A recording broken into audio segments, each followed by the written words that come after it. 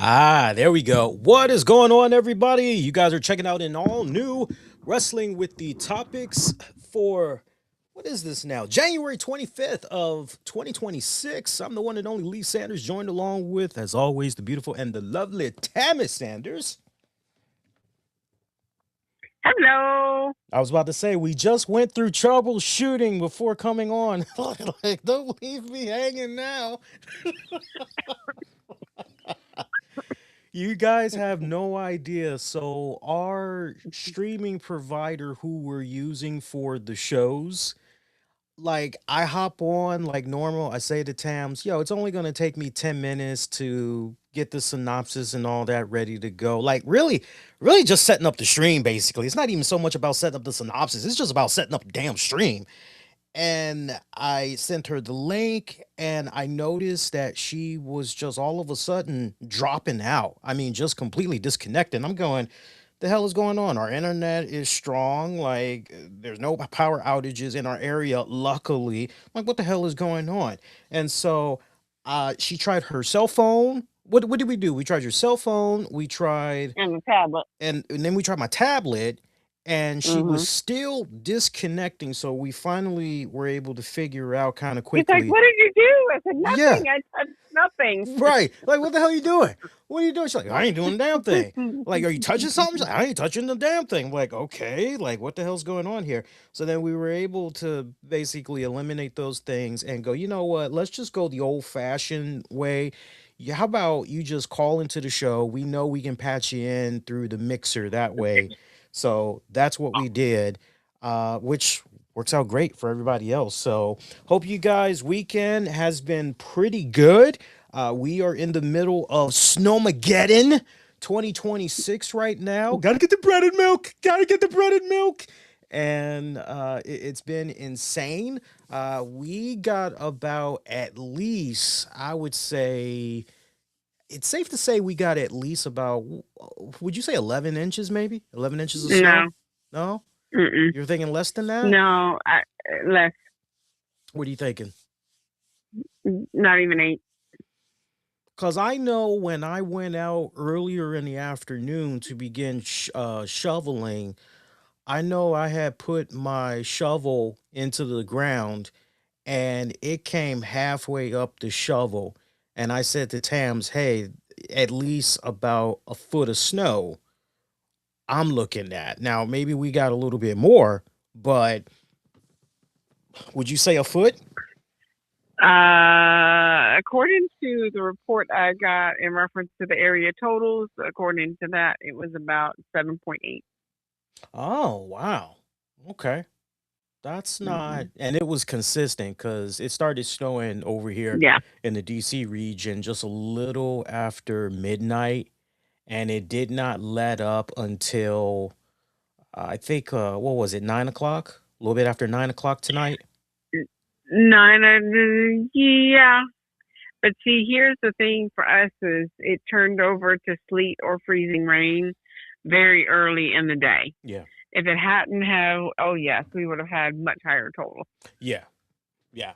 Yeah. And see, the hard part for us, I don't know how it is for you guys. Love to hear from you all, but what's mainly been tripping us up over here big time is the main road. So like I-270, 495. Sadly, from what we were hearing from friends and family, the roads were not really pre-treated like that.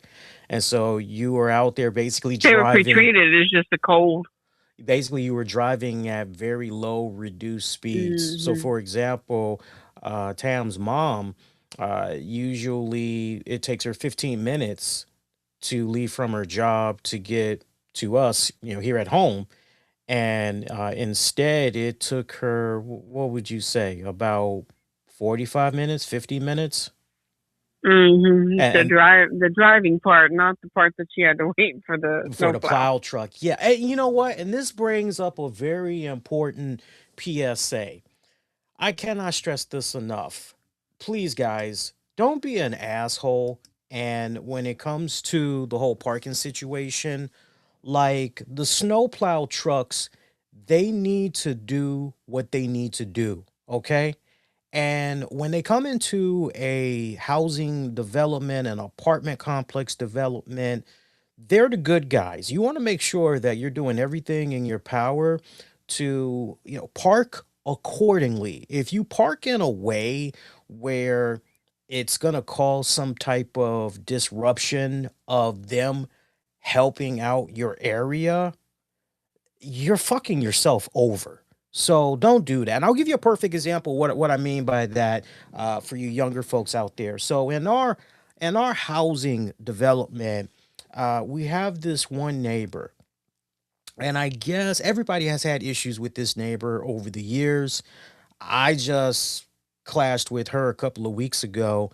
She didn't like that the wind had knocked over some of my recycles that was all nice and neat, organized in the trash can and all of that, the recycling can and all that.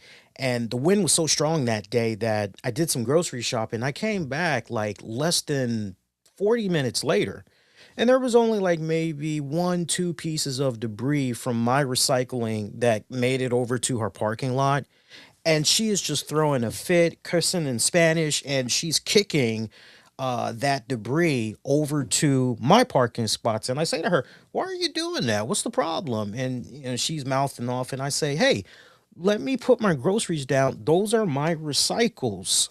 I can't help that the wind is so strong. Just give me a second. You don't need to kick all the stuff like that. I'll take care of it right now."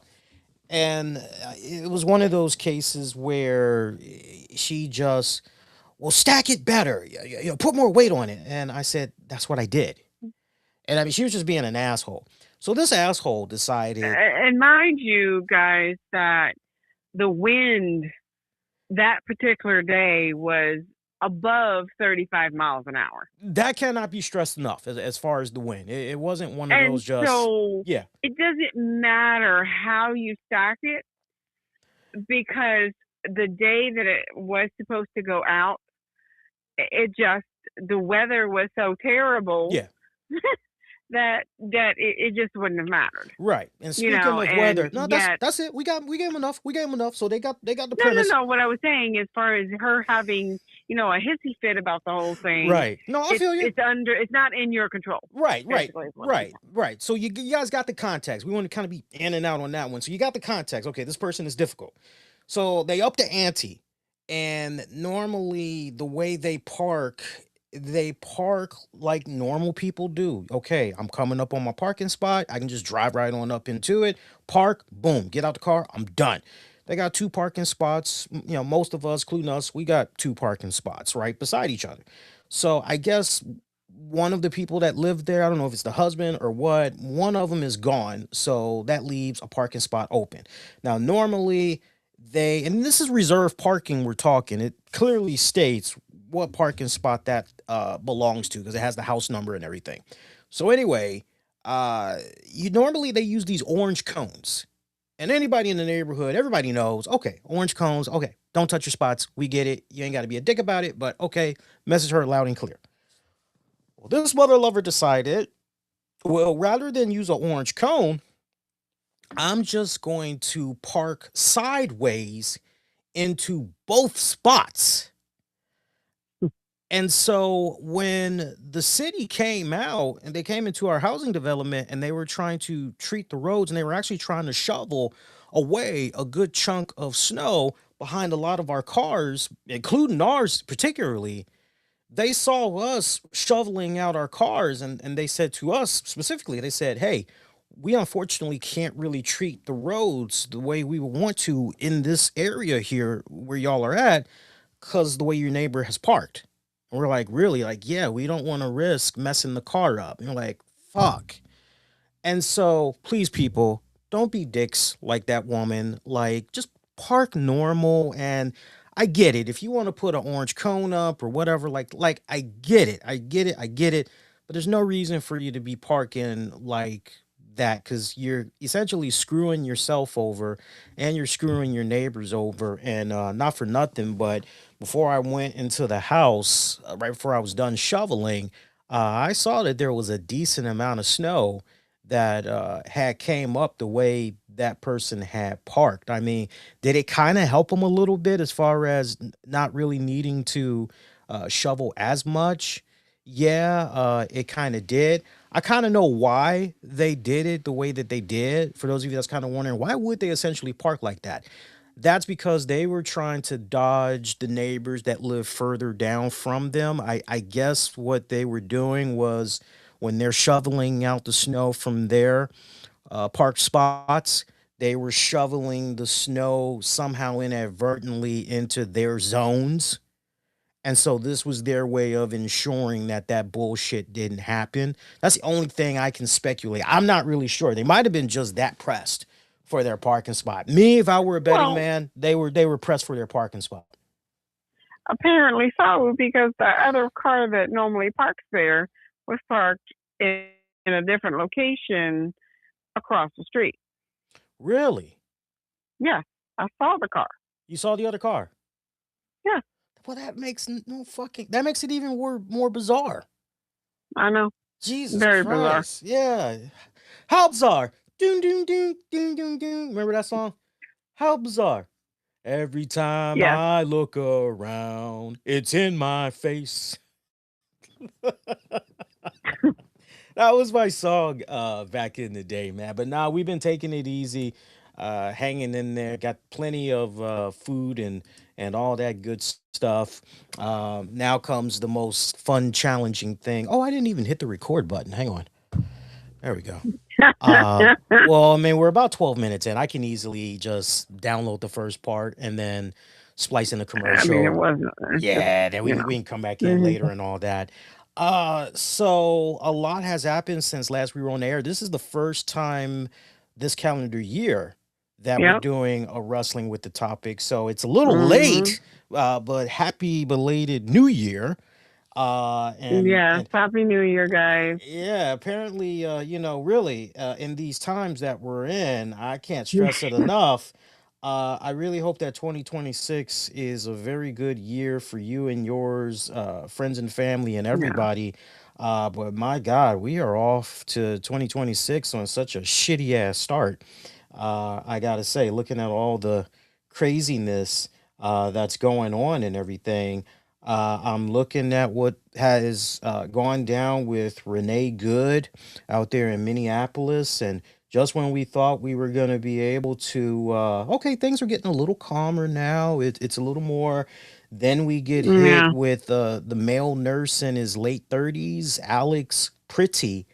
And in case you all have not heard about that particular situation and what all is going on there, basically this, I want to say 37-year-old male nurse. And it's so ironic that it's a male nurse because I had just wrapped up for the fall semester a upper level sociology class that was dealing with the sociological imagination, talking about the fundamental cause theory. So shout out to my sociologists out there. And one of the last chapters that we had tackled was basically how the sociological imagination has an impact on the healthcare industry and the inequities that's out there, the great adversities that's out there. And one of the things that was highlighted was the fact that uh, male nurses are kind of looked more down upon than female nurses, yet at the same time, when it comes to moving up much quicker, if you are a male nurse and you're the right color, as it's not a racist thing, but just statistical data shows that a Mhm. white male nurse has more of ample opportunities to move up in the industry versus a minority, right? So it's not a black thing, it's not a Hispanic thing, it's not an Asian thing. It's just if you're a minority, here it is. And so I kind of found myself going down the rabbit hole, thinking just a little bit about that as I was learning more on Alex Pretty. And here is this man, a registered gun holder, carries a permit and everything. He had his weapon on him. He never displayed it. I've now seen at least three different camera angles that showed this man, Alex, in broad daylight, who, much like he was doing in his real life, and just shortly before this tragic day, this tragic event that took his life occurred, he had just a day or two prior was at the hospital, and I think something was involving Tams. You can correct me if I'm wrong. I think something had involved a cancer patient or something like that. Maybe you can look that part up for me, or anybody that's familiar with the story. You can jump in. Tams, you are focused right now, right? I am. Okay, okay, I just didn't okay. expect questions. Well, I'm not putting you I on the mean, spot right not. now. That's why I said if you could maybe check, or listeners Oh, okay. listen. I say pay attention now. You might learn something. Pay attention now. Um, and so, but one of the things that Alex was doing here, he saw a woman that appeared to be harassed by ICE agents, and he did not like what he was seeing. He intervened. His last words that he ever spoke, you know, of public record, he was asking this woman if she was okay, and he was physically trying to guide her to safety and everything. And he had his cell phone out the entire time. One hand was free. He's directing traffic, trying to help the woman and all that other stuff. And then with the other hand, he is recording everything that is going down.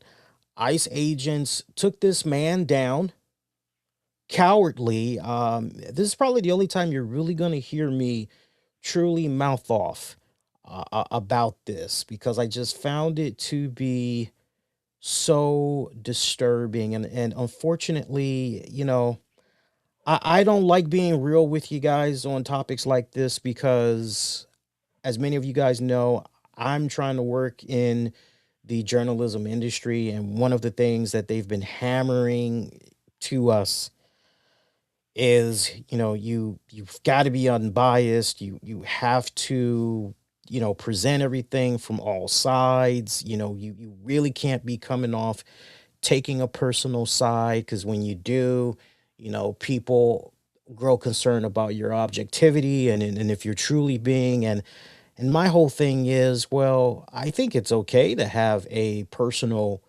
opinion, but if we're talking about being professional and you're doing your damn job, and it's going where it's going, and you're being very true about your reporting, you're being very accurate in your reporting and everything, then it should be okay for you to have a personal opinion. That's just me. That's just my 2 cents.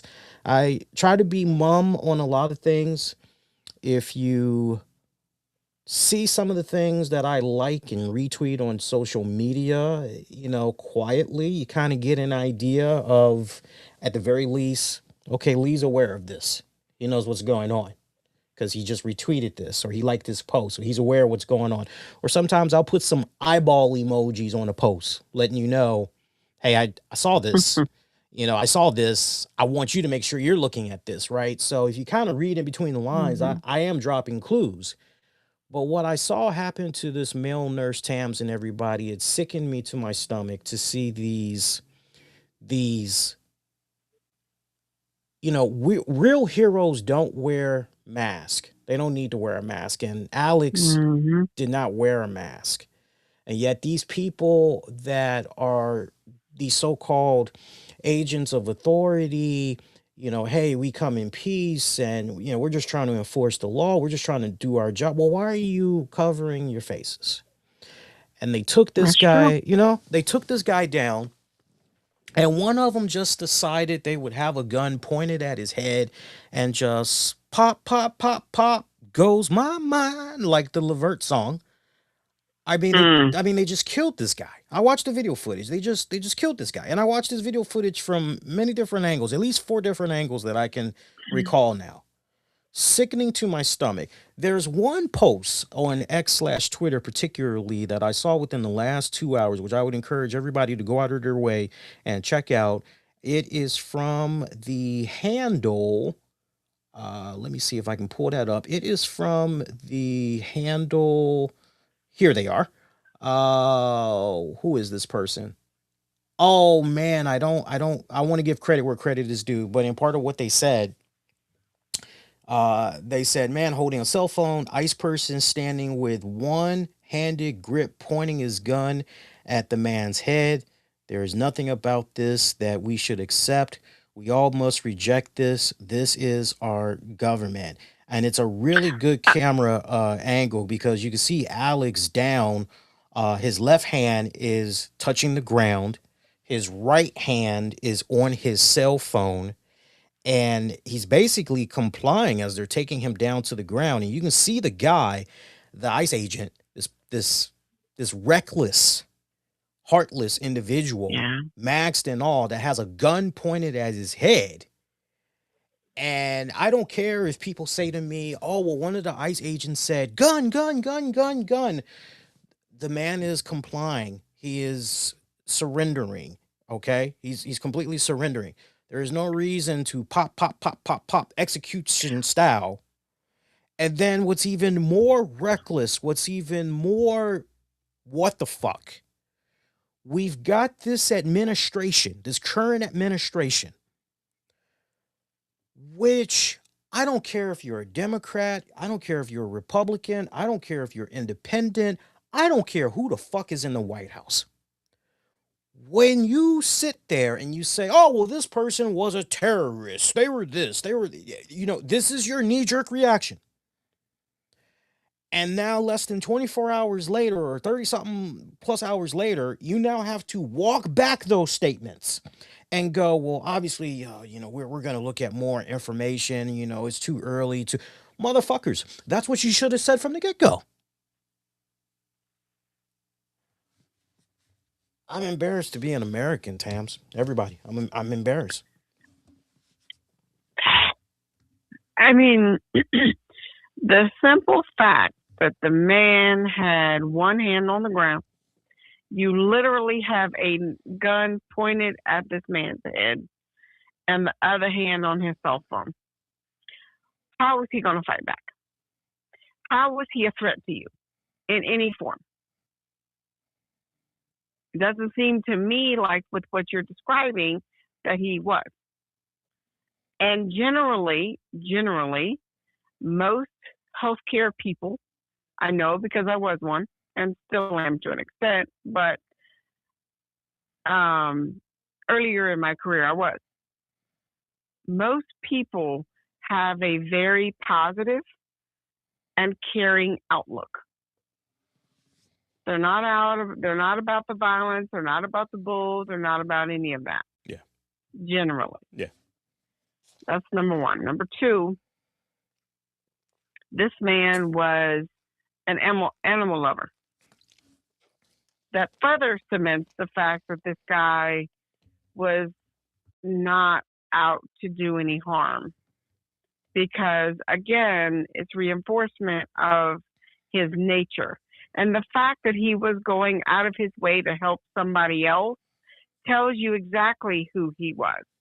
So why the hell would he be this reckless endangerment to you as an officer for you to pop him? Yeah. That is absolutely on you as an organization, and it is absolutely a mark on this administration. And that's all I'll say about that part of it in reference to this administration. It really is. What I'm hearing you say should have never, never, never, never, never happened. No. No. And as much as it pains me to say, I'm not necessarily ashamed. Okay. I'm not ashamed to be an American. I'm not. But I am ashamed of the way and the route that this country is going. And I am very much wanting some type of change. I mean, you've gotten it to the point where you have former presidents who are literally putting out their own statements Yeah. on this Yeah. For and everybody, are begging the current administration to do something. that's not aware, Alex Pretty's family, they released a very powerful statement about this while addressing this administration and how they've addressed this incident, this tragedy. They say, quote, "We are heartbroken, but also very angry. Alex was a kind-hearted soul who cared deeply for his family and friends, and also the American veterans whom he cared for as an ICU nurse at the Minneapolis VA hospital," the family said in a statement provided to CNN. "Alex wanted to make a difference in this world. Unfortunately, he will not be with us to see his impact. I do not throw around the hero term lightly. However, his last thought and act was to protect a woman. The sickening lies told about our son by the administration are reprehensible and disgusting. Alex is Mm. clearly not holding a gun when attacked by Trump's murdering and cowardly ICE thugs. He has his phone in his right hand, and his empty left hand is raised above his head while trying to protect the woman ICE just pushed down, all while being pepper sprayed. Please get the truth out about our son. He was a good man. Thank you." Wow. They go on to say it is our responsibility as Americans to get the truth out there. Uh, Petty was not attempting to harm anyone. He was swarmed, beaten, and disarmed by vicious federal agents who were looking for someone to hurt. Once they had removed his gun, which he had a legal permit to carry, they executed him in cold blood by firing numerous bullets into him. Then the Trump administration proceeded to immediately falsely smear him as a terrorist who wanted to carry out a mass shooting against law enforcement. They're utterly shameless. Hmm. He Well, cared. Hang on, one more passage here. oh, okay. He cared about the people deeply, and he was very upset with what was happening in Minneapolis and throughout the United States with ICE, as millions of I'm other sure. people are upset, said Pretty's father, Alex. Oh, correction, said Pretty's father, Alex. Yeah, I said that right. He thought it was terrible, kidnapping children, just grabbing people off the street. He cared about those people and he knew it was wrong. So he did participate in protests. There, that's the end of that one. Wow. Isn't that something? Yeah. You literally have probably he ended up. Now, this is my own speculation. Yeah, of I course. do not know this is fact, Of course. but it seems to me like he probably got a carry permit for the simple fact of what was happening in his town.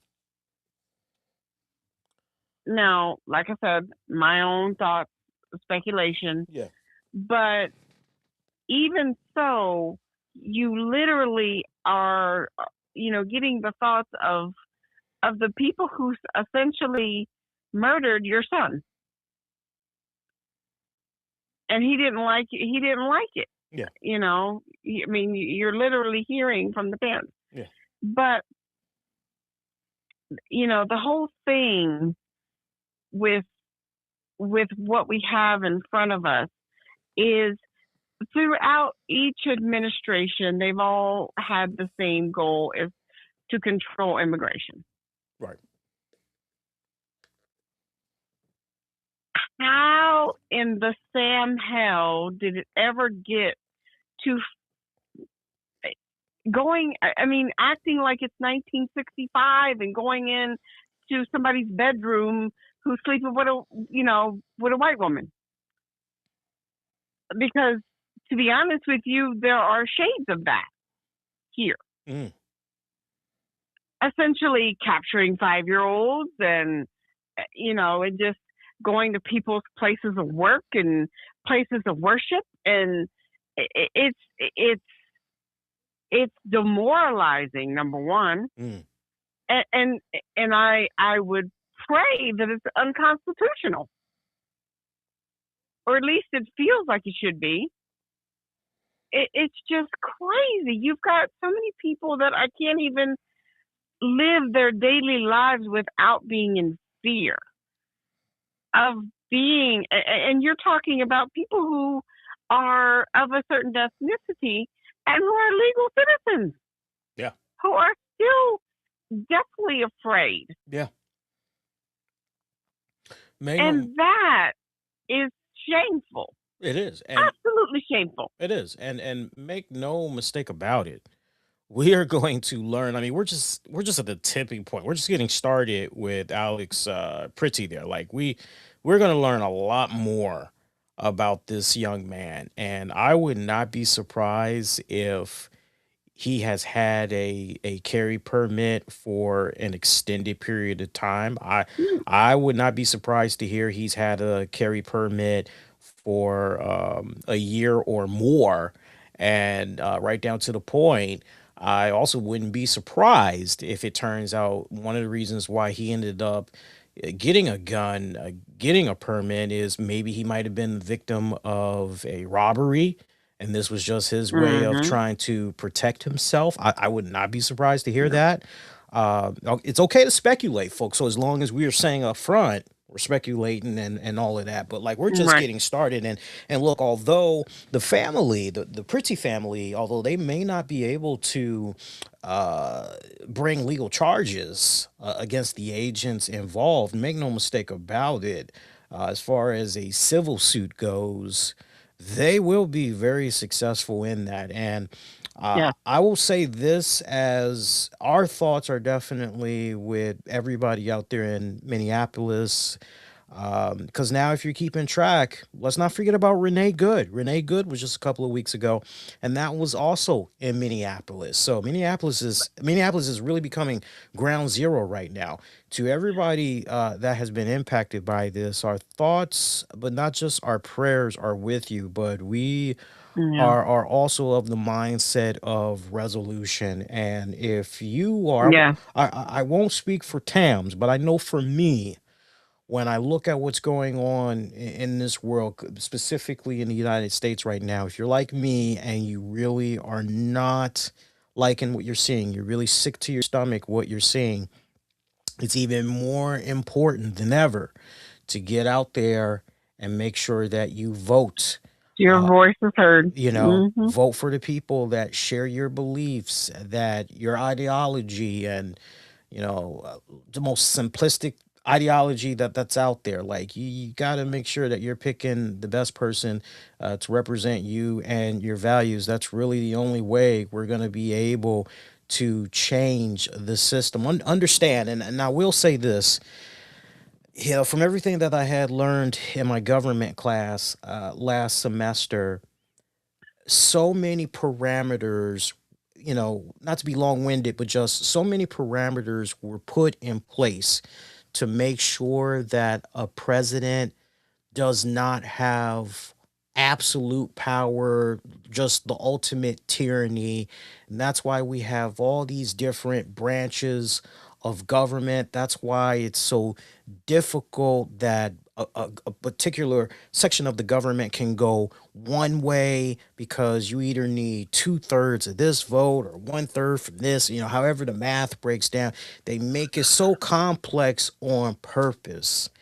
And as you all that know your government history, very seldom will you come across a situation where a president will, okay, one term, both the House and the Senate, they like the president. There wasn't any falling out, and hey, it looks like Republicans had control of this, both houses, or they had this. But with what we're hitting right now, what we've been experiencing with this current administration, it is uncharted, scary waters right now. And if what happened with the midterm elections just a couple of months ago is any indication, taking that and adding into the mix these continued tragedies, it's only going to strengthen the next upcoming midterm elections. And if you're Yeah. noticing, this is why this current administration is in panic mode, trying to do as much as they can right now. What was the quote that this president had said a couple of weeks ago? If I think he said something along the lines of, I don't want to misquote. His quote was, if the midterms go toward the Dems, that he will be impeached. Exactly. Exactly. Took the words right out of my mouth. So at the same time, before we move on, I just want people to be really smart about this, and this is very important. Speaking as someone that is currently majoring in journalism, right? I already got my associates in media production. Now I'm working on my bachelor's in journalism. I want to stress this. Understand the difference between and the implications between citizen journalism and just straight up journalism. There is one common thread that I am continuing to see that just happens over and over and over again with a lot of these people that are either tragically losing their lives, or they end up getting arrested and all of that. When it comes to citizen journalism, let me tell you something. Good citizen journalism involves wide shots as far as what you're filming and everything. It involves wide shots. It involves timestamps.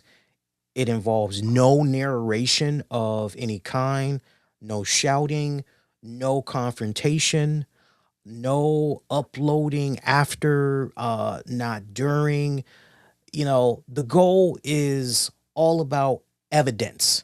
Not look at me, look at what I recorded. Oh my God, isn't this cool? Oh, what the fuck? Like, that is good citizen journalism. And if you're keeping tabs, most of these viral ICE abuses that you see that's going on before your eyes that continues to fall under great scrutiny, peep this out now that I'm getting ready to put it out there, Tams and everybody else. These ICE abuse videos involves a lot of heckling that escalates tension. ICE responds more aggressively. The video is just conveniently clipped at the right, and you can't help, we all are part of it. It's like the sensationalism. But regards to that Alex Pretty, the Alex Pitty story there, that one's very interesting because more and more bystanders that bared witness to the entire event not only have come together and backed up everything that was filmed, to add validity to what was filmed, but they have also been able to provide full context and what all led up to what was right. So that's very important, rather than just, hey, we just got this video shot that's conveniently starting right at this point or is picking up right at this point. Also, as part of that whole problem with viral ICE videos that's currently out there, context disappears in the process. And as a result of that, as you all know, public outrage follows. And then ultimately, courts later side with ICE. And this hurts immigrants far more than it helps them. So if you're going to be pursuing citizen journalism, observe quietly, record cleanly, do not interfere, do not heckle, do not play lawyer, do not try to become the story. I want you guys to fucking walk out and be safe. The one thing that I learned importantly in my journalism classes is our role, if we decide to go into the world of journalism, we are essentially acting as historians. We need to be accurately documenting these moments in history that we're seeing and connecting the five W's: who, what, when, where, why, and, you know, fact checking all of our information. That way, when the analytics of the history books, opens up, it's going to look more kindly on, okay, how was this reported? was it reported accurately? Was it reported fairly? So try to keep those things in mind, because I want you all to be much smarter. And more importantly, I want you to still have your lives intact, because there's a lot of people that are depending on you, and I don't want you to add to the stats for these gutless pigs. Because for me, as far as I'm concerned, the way these people are operating, I'm not going to speak to, I'm not going to say they're racist or anything like that, but they are reckless in their training, lack of training, um, disgusting from the standpoint of how they are doing these things. And that's all I'm gonna say, because I could go even more than that, but I'm trying my best to bite my tongue on this. I think I've said my piece though, but that's the difference between good journalism and citizen journalism. It's no different than, and Tams remembers this. It's no different than when I had witnessed a bad, horrific car accident on I-270 North about 2 years ago. Me and Tams were driving home, and I was riding shotgun, and there was a guy that pulled, that was flagging just us and other motorists, and I essentially had rolled my window down, and I asked Tams to kind of roll her window down, and the guy was like, "There's a really bad car accident up ahead," and I'm like, "Oh shit!" And so I got out of the car, and I helped out, a bunch of other guys trying to figure out, what all was going on and everything. And I think the accident had involved three vehicles.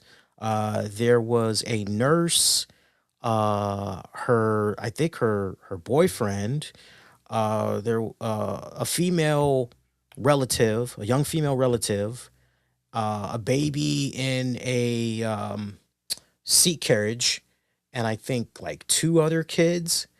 And we lost the woman that was the driver. She, turns out she was a nurse. I'm telling you all of this because as myself and three other guys, maybe four other guys, were trying to help get everybody out of the cars. I mean, they were smoking, especially the one that involved the nurse. That joint was smoking, and it was kind of one of those, we need to be done like in the next little bit, because otherwise this car will catch fire, and then it's really going to be.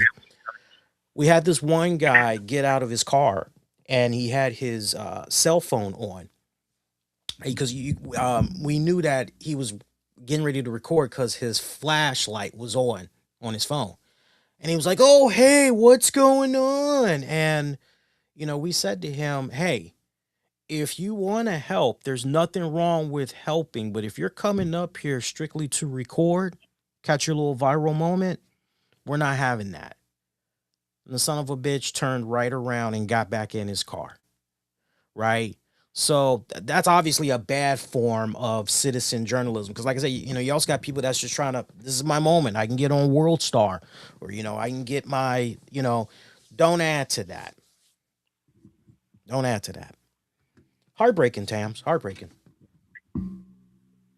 It is, but I actually think that was some really good information as far as, you know, what to do if that were to indeed happen to you or a loved one. I think knowledge is power, or at least giving you the edge on trying to keep you and or your family safe. Here, here, here, here. That's just that's all I gotta say. That's all I gotta say. You know, treat me to a drink at a bar, and I'll tell you how I really feel. Right off air, I'll tell you how I really feel. But that's just the tip of the iceberg. Switching it up a little bit, going a little bit more lighter. Not to do a hard 180 and all of that, but just kind of liven the mood up a little bit more. So, do we now know who is going to be part of Super Bowl in 2 weeks? Well, for sure, New England is, New England and Patriots. Okay. Okay. the New England Patriots. Okay.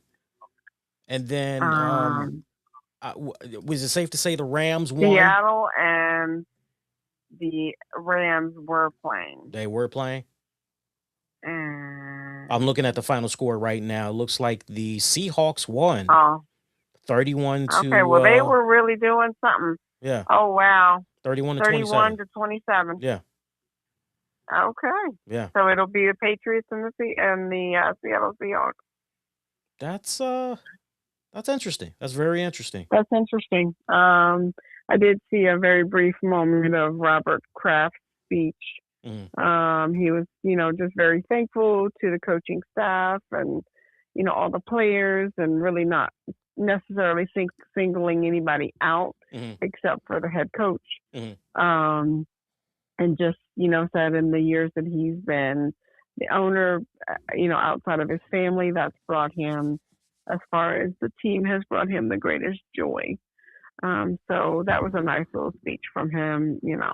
And it's nice to see them, in that spot again, uh, as as you kind of were wondering whether or not they would ever be.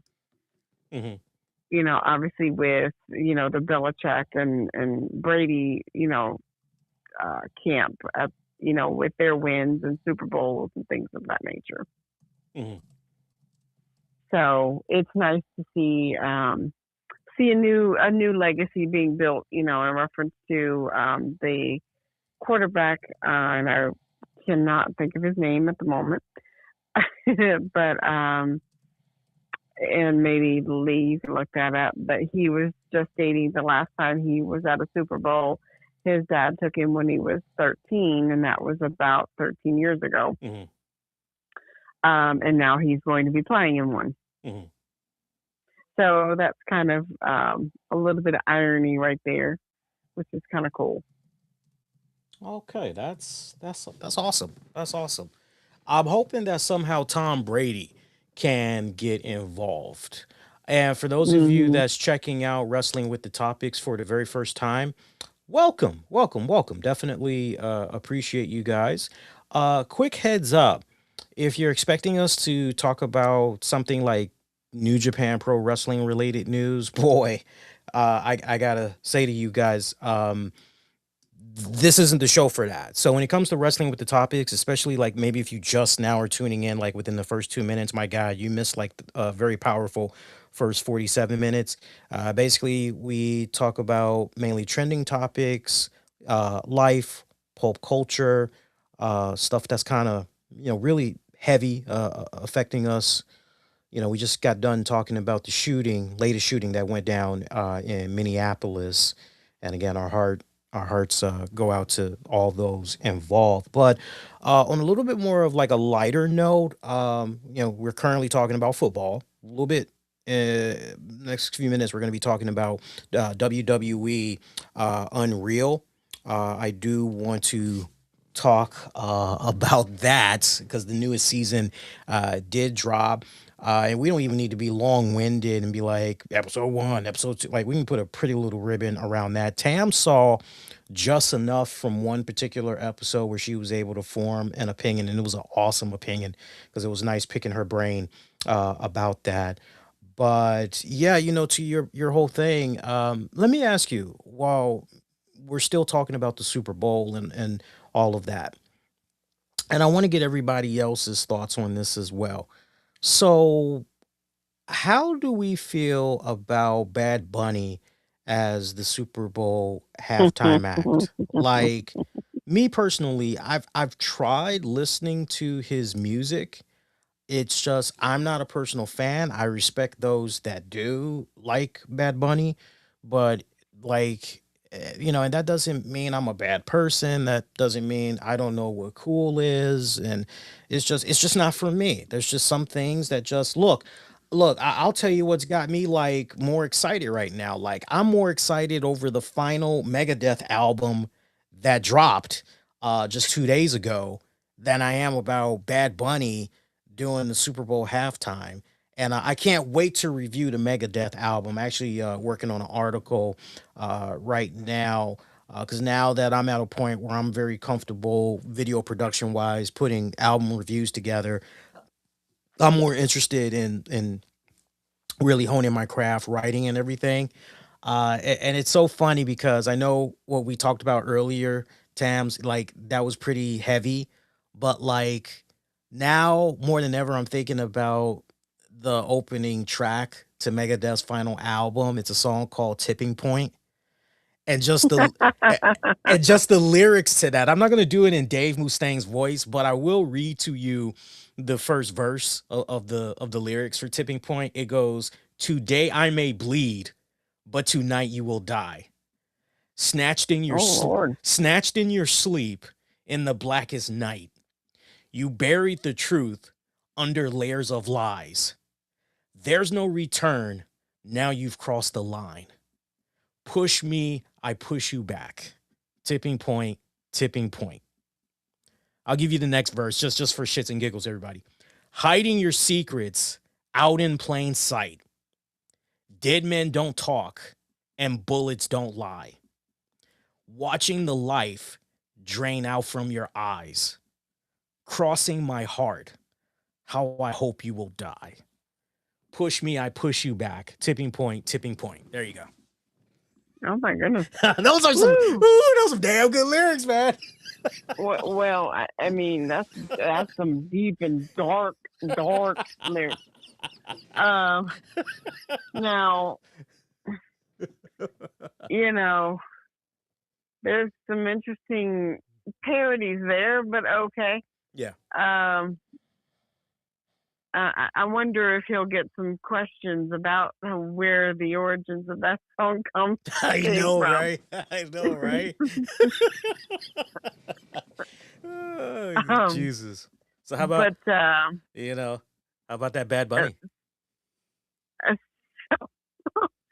so I'm with you, Lee, as it pertains to Bad Bunny. I'm not a fan. To be honest with you, when he was all over WWE for a stint, I wasn't a fan. Yeah. And I mean, hey, to those who are, whatever floats your boat, that's awesome. Mm, Kudos. I just personally am not. yeah. Um, Now, of course, Green Day is going to be there as well. Um, I like Green and Day. I love Green Day. Green Day was responsible for some of the best times I had in high school. I tell you what, and then like my first year, my first rodeo trip in college and everything. But Green Day, yeah, Green Day was like the soundtrack for a lot of stuff that happened for me. Bite my lip and close my eyes, take me away to paradise. You know, so, I mean, there might be something for you there as far as the halftime show, but it's not something that I'm personally like, oh my God, I got to watch it. It's one of those, yeah, okay.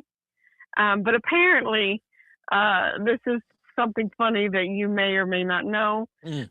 But Trump said he's not attending because Green Day and Bad Bunny are going to be going to do the halftime show. Oh, well, you know what the real deal is, right? I mean, come on So now. I just want to put that out there for the fans. I mean, for me, it doesn't really matter either way. But We already know why he ain't going. We know the real truth. We know the real truth. Okay, we know the real. so, so, So so there are some people like Stephen King, and I quote said that ICE is like the Gestapo. Um, Jesus. yeah, so there's an interesting comparison there, but you know, so but in reference to Back to Bad Bunny, it's just not my cup of tea. Green Day, every now and then, okay, fine. Um, but I am excited to see two really good teams, actually get a shot to go out and give it their all, give it their best, and just see what they can do. You know, it's two teams that we have not seen in the Super Bowl in a really long time, so Yeah, I'm excited to see that. this has to be the. And of course, Lee's favorite thing, the commercials. I was actually about to touch upon that. This actually has to be the first year that I actually don't care about the commercials because the commercials last year were weak as fuck. I actually don't. Yeah, they were. I don't care about the commercials this year. I care more about the game than I do of the commercials. Now, if I see something good, like cool, but I don't care about the commercials this year, and I can only imagine because of tariffs and all that. Oof, I can only imagine how much a 30-second ad slot is going to be this year. I think last year it might have been somewhere between bare minimum 10 to like $15 million for a ad spot. So I can only imagine where it's going to be this year. But look, I know Jay Z has been in charge of the music for the halftime shows these past several years, and I'm right there with Eddie And Trunk. even this year? Yeah, listen, because I'm getting ready. I'm getting ready. Okay. For those of Okay. you, listen, I'm trying to educate y'all. For those of you all that are not aware, Jay Z Mm. was hired by the NFL about, man, it feels like maybe 7 years ago now to basically be the music curator for the halftime shows. We have Jay Z Mm. to thank for bringing in constantly rap acts. So for Right. those of you that are going, man, it would be so nice to get Metallica or yo, since Guns N' Roses just reformed, it'd be so nice if we can get these guys. And this is Jay Z kind of tossing a bone, so to speak, by having Green Day open up. But see, will Green Day get the social media attention that Bad Bunny will be getting? Or is this just a case of, well, unless you're at the game itself, that's the only way you're going to know how Green Day did? And I really hope they give Green Day as ample coverage as they will with Bad Bunny and everything. Mm. But a lot of people have been calling. Matter of fact, I remember when I was at community college, one of the projects I had worked on was in Tams. I'm surprised you don't remember this, but I had did a segment where I was a entertainment reporter, and that poor classmate of mine that tried his best to interview me, but was really Oh, bad. yeah. Mm. He was like, Bad Bunny, how do you think Bad Bunny is gonna do, and all of that.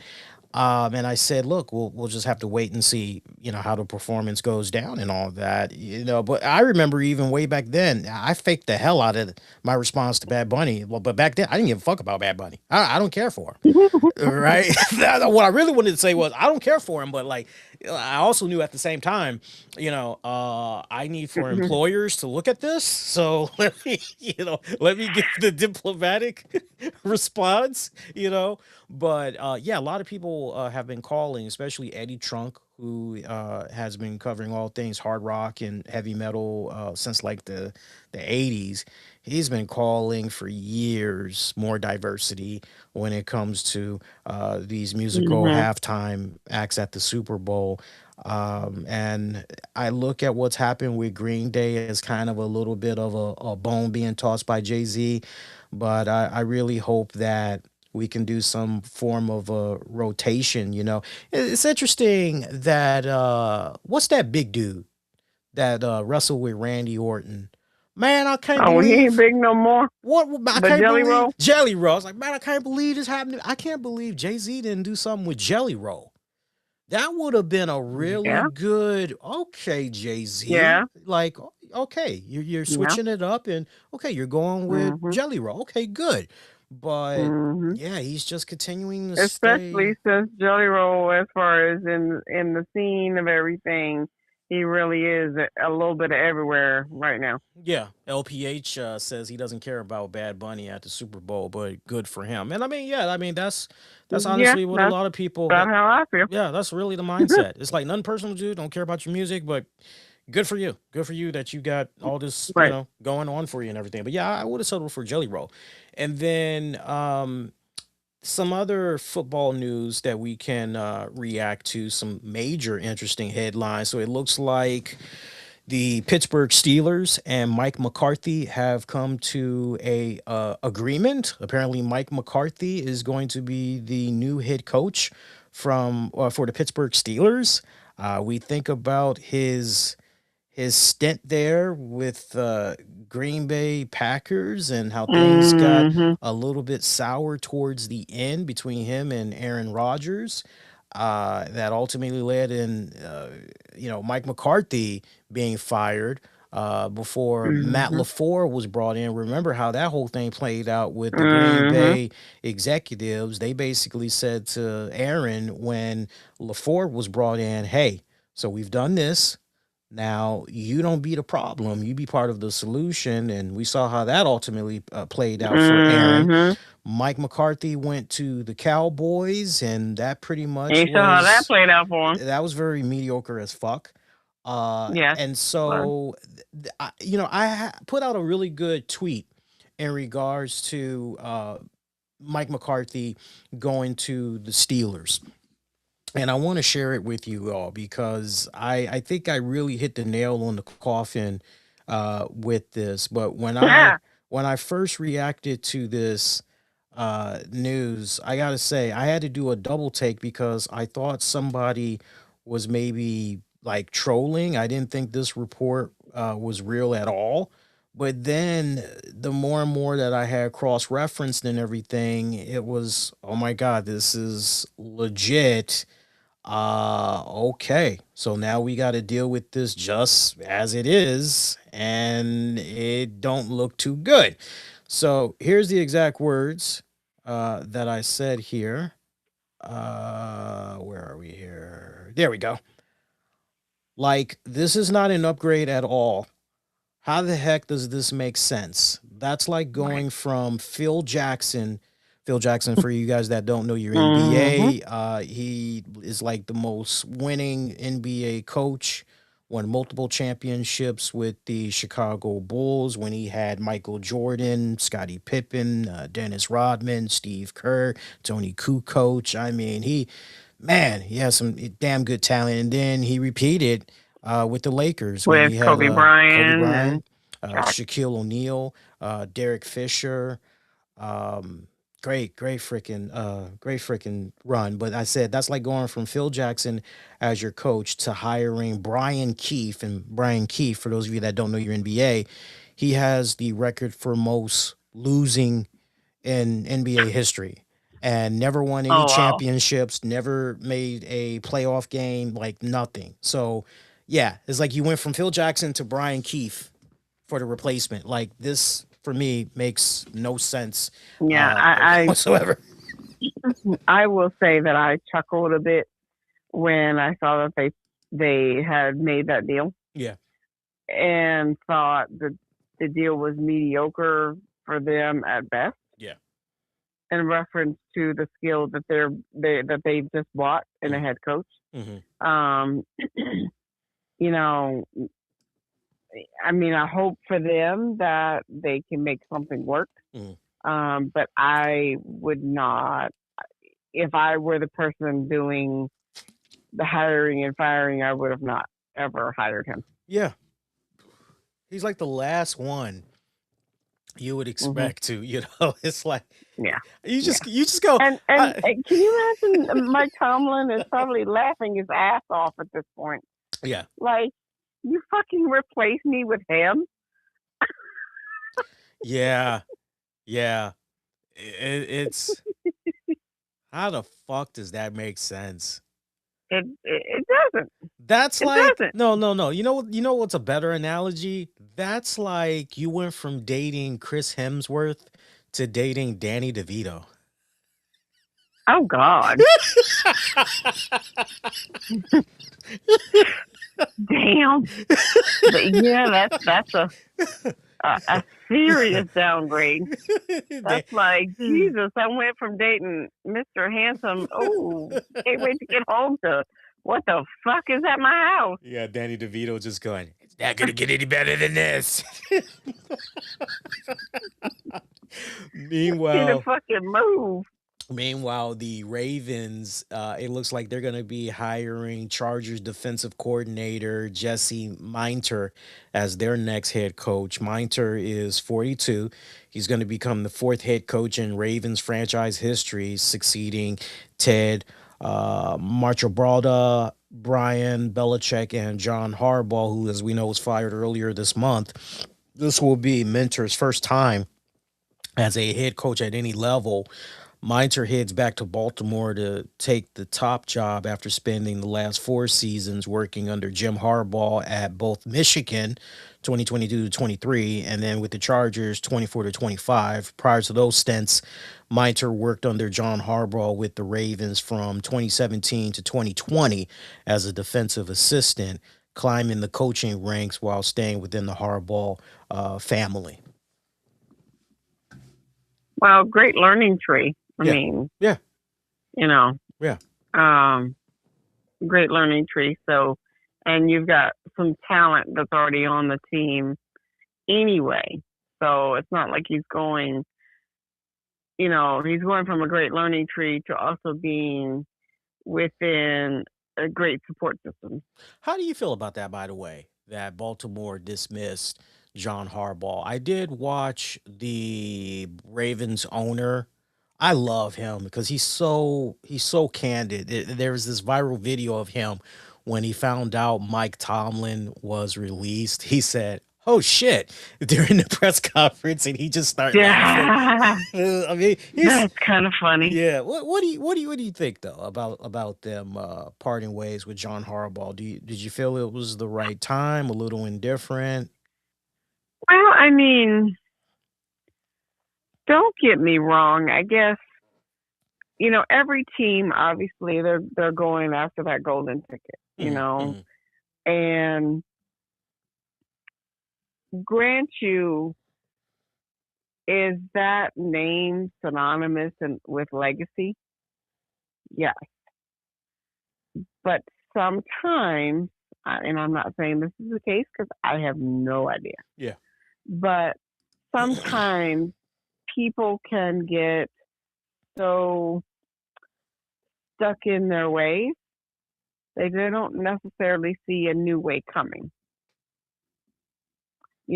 So much is changing in football because they don't play football the way that it was played when we were coming up. Oh no. There's so many other rules, so many other flags, so many other things. Hmm. So it's kind of like, are you evolving as a coach, or are you being stagnant and trying to figure out how to do things? And at the end of the day, guys, really, and you guys know this, you've seen switch ups, changes, and things of that nature. Hmm. Um, they're trying to make a team. They're trying to get that right piece of the puzzle to make that golden ticket possible. Hmm. Even though just, very quick hypothetical, they're not saying that Dan Quinn is going anywhere, but you also have, very vague um, hypotheticals that I think, they're just throwing out there to see what kind of reaction they're going to get. But they're trying to say that, Mike Tomlin is looking at going to the Commanders. That's, like I said, very vague and very not. Wait a minute. Time out. Time out. Um, Time out. Time out. Time out. Man, you lost me on that one because we were talking about, and you just I was just saying, as you far as finding that winning piece, yeah. making, just because you have just because you have this person and this person and this person has always made it work, but yet you keep ending up at a, under 500 spot. Eventually, your owners are going to be like, "What the hell?" And what do we got to change? Yeah. And so Yeah. then that's when they start going, okay, so what can we do? Yeah. Now, I still, in reference to Mike Tomlin versus Mike McCarthy, is absolutely a what the fuck. Right. But you know, All right. Let and in me. reference to Harbaugh, Well, I mean, I don't know because I haven't really There you go. There's the answer. followed as much Okay. with the Ravens this year. Yeah, because you took me like on this weird trip, like, and the rest of the listeners just now. It was like, do you want to do you want to go to the store? Yeah. Do you want some candy? Yeah. How about some chips? Yeah. Okay, so let's go. Like, okay. Yeah, so like the store is just a block away, right? Well, no, we're gonna go 5 blocks down here, and then we're gonna make a left, and then we're gonna walk about 3 blocks there. And then once we do that 3 blocks, then we're gonna hang right, and from there, we're gonna walk an additional 4 blocks, and then we'll make a left there. So wait, so we're eventually gonna get to the store. It's like, is this a different store or no? It's the same store. But why don't we just walk this 1 block and then we'll be there? Just stay with me. We're gonna do this. It's like you took us on an interesting journey. Let me tell you about John Harbaugh in a nutshell here. As I'm trying my best to fix my camera. There we go. I got to figure out how to disable the hand gesture because like it's like possessed and has a mind of its own. The NFL, of course, stands for, amongst us fans, not for long. Okay. And look, when you get to the Baltimore Ravens in 2008 as the head coach, and you essentially almost had like 18 years as the coach for that franchise, and all you have to show for is one Super Bowl championship. And that's great that Hmm. you had the NFL Coach of the Year back in 2019, but you always got to be updating that resume.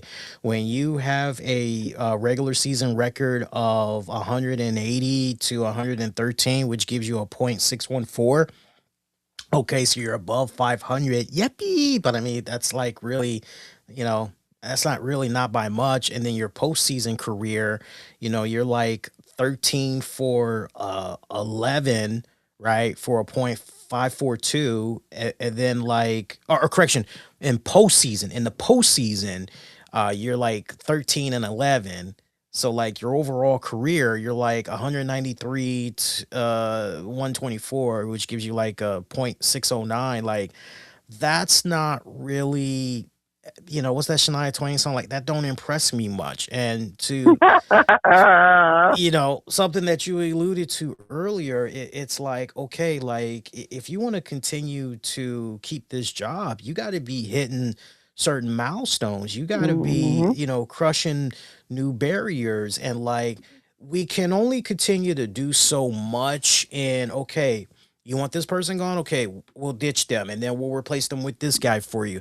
Okay, well, that didn't. Okay, so like eventually the finger is going to come to you.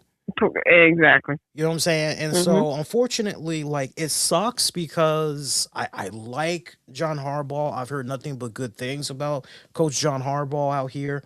But at the end of the day, it's just one of those no for It's about business, nothing right. personal, just business. And with everything that you just did in re-signing Lamar Jackson the year before and all that, Hmm. like no, this is the time you want to be able to capitalize while you still have a young and mobile and at his peak Lamar True, Jackson. right? And so it's like, well, like you said, the finger is going to eventually come to you. Yeah. So, but also, you have the talent on that team Yeah. because you know what Lamar Jackson is capable of. Yeah.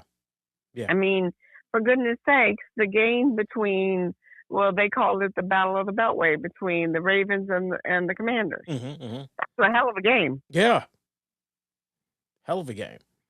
So that there is a hell of a lot of talent on that team. So okay, so and you're responsible for essentially putting the pieces in place, but yet you're just a little bit over 500. Exactly. Yeah, exactly. Yeah. Meanwhile, the Bills, they fired head coach Sean McDermott, and many are saying that quarterback I heard Josh Allen, pretty much, got that done. which is really fucked up. And meanwhile, Mike McDaniel, he apparently has turned down an interview. So not only did he turn down, this is the former Dolphins coach.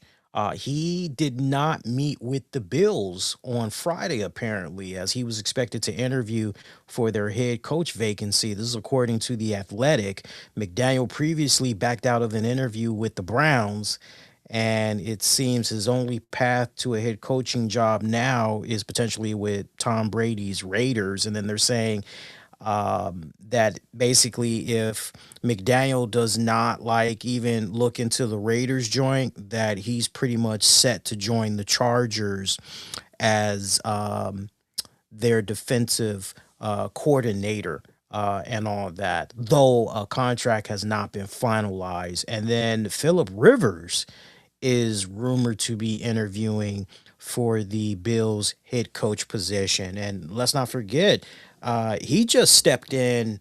What was that? Earlier in the season, he had stepped in and had the audacity to play a couple of games. Came pretty damn close to getting his team deep into the postseason, showing that he could still play. And he literally had got off his sofa from teaching youth football, and pretty much was Hmm. putting his money where his mouth is, showing that he can still get the job done. Oh wow. Yeah. So that was really cool. So I that was like, when you said the name, I was like, that's a player. yeah, yeah. I was like, Okay, cool. yeah, yeah, very cool. So that's all the football stuff that's going on there. Hey, let's talk a little bit about WWE Unreal. So let me set this up properly so Tams can take the ball, because my webcam, it did it again, hun. It's got like a mind of its own. It's very possessed right now. It is very very sensitive. Okay, I just fixed it for the final time. Hopefully, it's almost like I have to just keep my hands at my lap, like I like talking with my hands. It's unintentional. I don't do it on purpose. It's just I talk with my hands. Can you disable that? I've been trying to figure it out, but like I'll be honest with you and the listeners, I always say I got to figure that out, and like I do everything else during the day and the week, and I never get around to figuring that shit out. So I definitely will need to look into Okay. that. So I watched all 5 episodes of WWE Unreal with the exception of the fifth episode. I didn't watch the last 20 minutes of the final episode. I did see the trailer for season 3, as they're going to be going over John Cena's farewell tour. Looking forward to that. Tams watched a few minutes of, I think it was maybe episode 3 or 4, that revolved around Penta and LA Knight, Seth Rollins, the whole Mhm. Money in the Bank thing and all that. Yeah. So she watched a grand total of, I would say, about 10 minutes of an episode. And I paused to basically pick her brain and go, so what do you think about this series? And she had some very interesting things to say just based off what she had saw. So now that I've set it up for you properly, hun, feel free to expand your thought more, and I'll just piggyback off of you.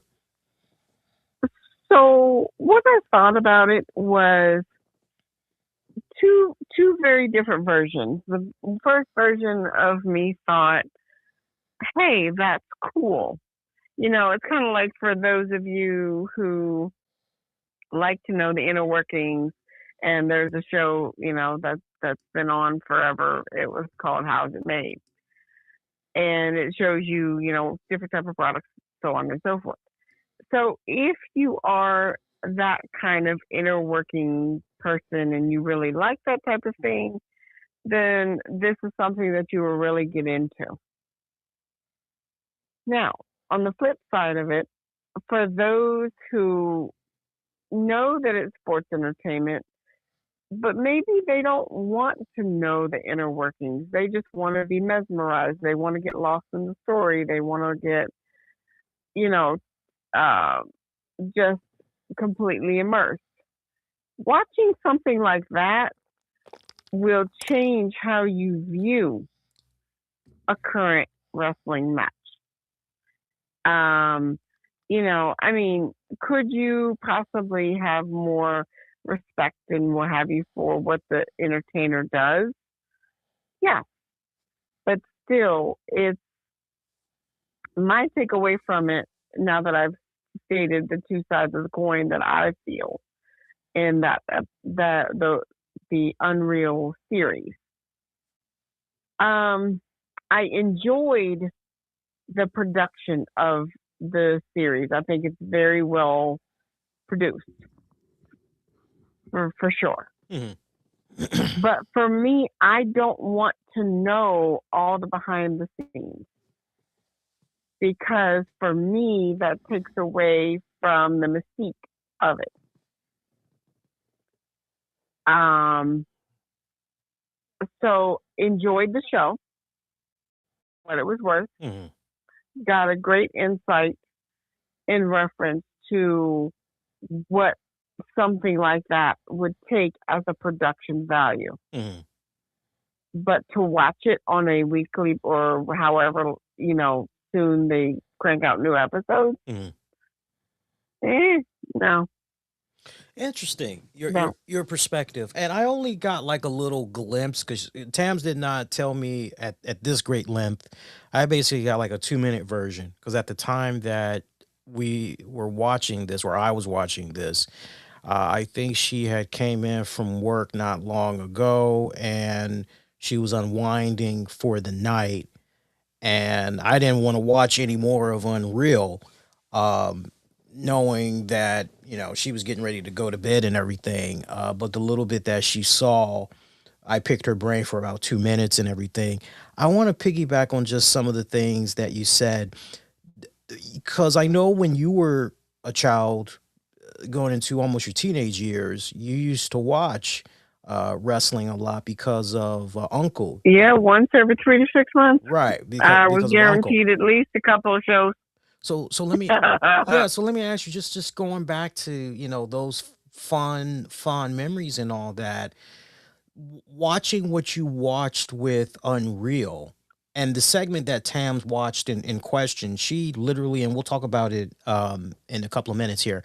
It was the segment involving L.A. Knight and Triple H speaking to him at Gorilla about the spot that he basically blew in the final moments there with Seth Rollins. Hmm. Looking back on your younger memories of wrestling, did seeing what you saw on Unreal put you in a position where now you're like, wow, moments like XYZ, that's now tainted because Hmm.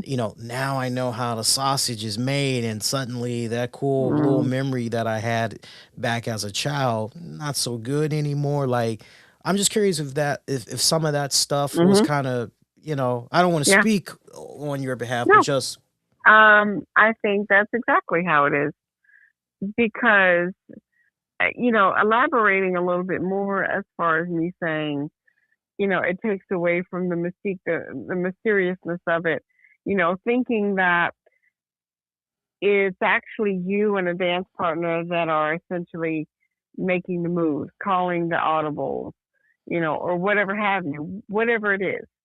You're thinking that that entertainer is making magic with their dance partner. mhm, Not that you have a puppet master in the back that's basically saying, no, do this, make it faster, blah, blah, blah. Nope, nope, you're doing too fast. Nope, well, that's not what I wanted you to do. mhm. And it's like, well, that just awesome match. Okay, I mean, let's be for real. Last night we were watching AJ Styles and Shinsuke Nakamura's match, Great and Saturday night main event Lee, match. That was great. Lee was, enthralled. I haven't seen you that enthusiastic about a match in a very, very, very, very, very long time. Yeah. Now, think about that same match and then go back to the Unreal part and say, okay, well, you know, a bit said that this should be here, this should be here, this should be here, this should be here. Would you be as enthralled with that match if you knew that? That's a very good question. And Now that I have my degree in media production, and then, and it's all about, putting a production together. Mhm. I honestly believe now in my heart of hearts, and I think the way that all these years in earning my associates, it's definitely made me appreciate the world of professional wrestling, sports entertainment even more as a wrestling fan, but it's also greatly heightened my senses as someone that studied production, somebody that actually physically, Mhm. went in and building a set, operating the cameras, working with technical directors and directors, understanding the board system that's being used for directing and being in the sound room and all of that, doing white balance and like I have two mindsets now, and Exactly. I don't mean to say that to confuse people, but I really do have two mindsets now. I have the Mhm. one mindset of which comes out first, the wrestling fan in me. That's what dominates Mhm. first. But then automatically, the second lens that kicks in is okay, now let's talk about production. How was this from a production standpoint? And for me, production now it's so much more than just lights, stage, Right. sound, equipment. Now I'm Mhm. thinking about the production of the match and how it was put together and does it make sense, right? I'm not saying booking, just the production of it, Mhm. right? I'm not talking Right. because booking, booking, that's pretty much okay, who wins, who loses, the Mhm. story basically. Like I'm not talking about that. I am talking about like okay, this is the segment, here's the talents that are involved in this segment. They're supposed to do this. Okay, how did it go? So I have two hats on nowadays when I'm looking at everything that's Mhm. playing out before my eyes. So to the point Mhm. that you brought up earlier about AJ Styles and Shinsuke Nakamura, I can tell you when I first watched it, uh like what took over was the fan in me, the wrestling fan in me, Mhm. pure wrestling fan in me. And once I was done watching the match, which was about 21 minutes long, I was like, okay, that was damn good. That was man, those two guys, they can still go. Talked about it on the post show, which by the way, if you guys haven't checked out the Saturday night's main event post show, go check it out. I definitely gave the show high praise. I said that Shinsuke and Styles, that match alone was worth the admission. And Mhm. I said that was even though it 2026, we're still just early into 2026. I went on ahead and gave that a match of the year candidate. And I don't normally give those out at the start of the damn calendar year. I usually wait a couple of months before I start dubbing something, but that match was that damn good. But then once things kind of settled, like after a few minutes, then just automatically, now how was it from a production standpoint? And I'm just Mhm. quickly, it's not a psycho, analytical, it's not an in-depth, like, because I spent so much time understanding my craft in media production that it was just easy for me to just within seconds check, no check. Okay, check right there. Check, check, check. Yep. No, I'm gonna give you an X right there. You didn't do that quite right. So it was easy for me to go in and all that. To the point of what you were saying there, and I tried to condition people when it came to the first season of WWE Unreal when it dropped. I said, "Look, guys, this is pretty much going to kind of reveal how the sausages is made. Some of you guys may care about that. You may be curious about that. I mean, if you want to watch it, great." And I told you guys, it's not really something that I want to watch because I know. I know how the sausages is made. It's like so like I really don't want to watch it. But I had received a couple of comments here and there, a couple of messages here and there. It's like, can you please talk about it? Now more than ever, it'd be really nice to kind of get your thoughts. And and all of that. Yeah, And that's true. I still feel the way that I feel though, which is if you want to know how the sausages are made, I mean, that's great. It's weird because it's kind of like when you're watching WWE Unreal, it's on the verge of checking out your favorite movie and then watching that bonus feature that shows you how Behind the scenes. behind the Yes. scenes, and then you're like, oh, so that's how all of this had came together, but it Mhm. feels much more taboo. And I Mhm. agree with guys like Devon Dudley, Jim Cornette.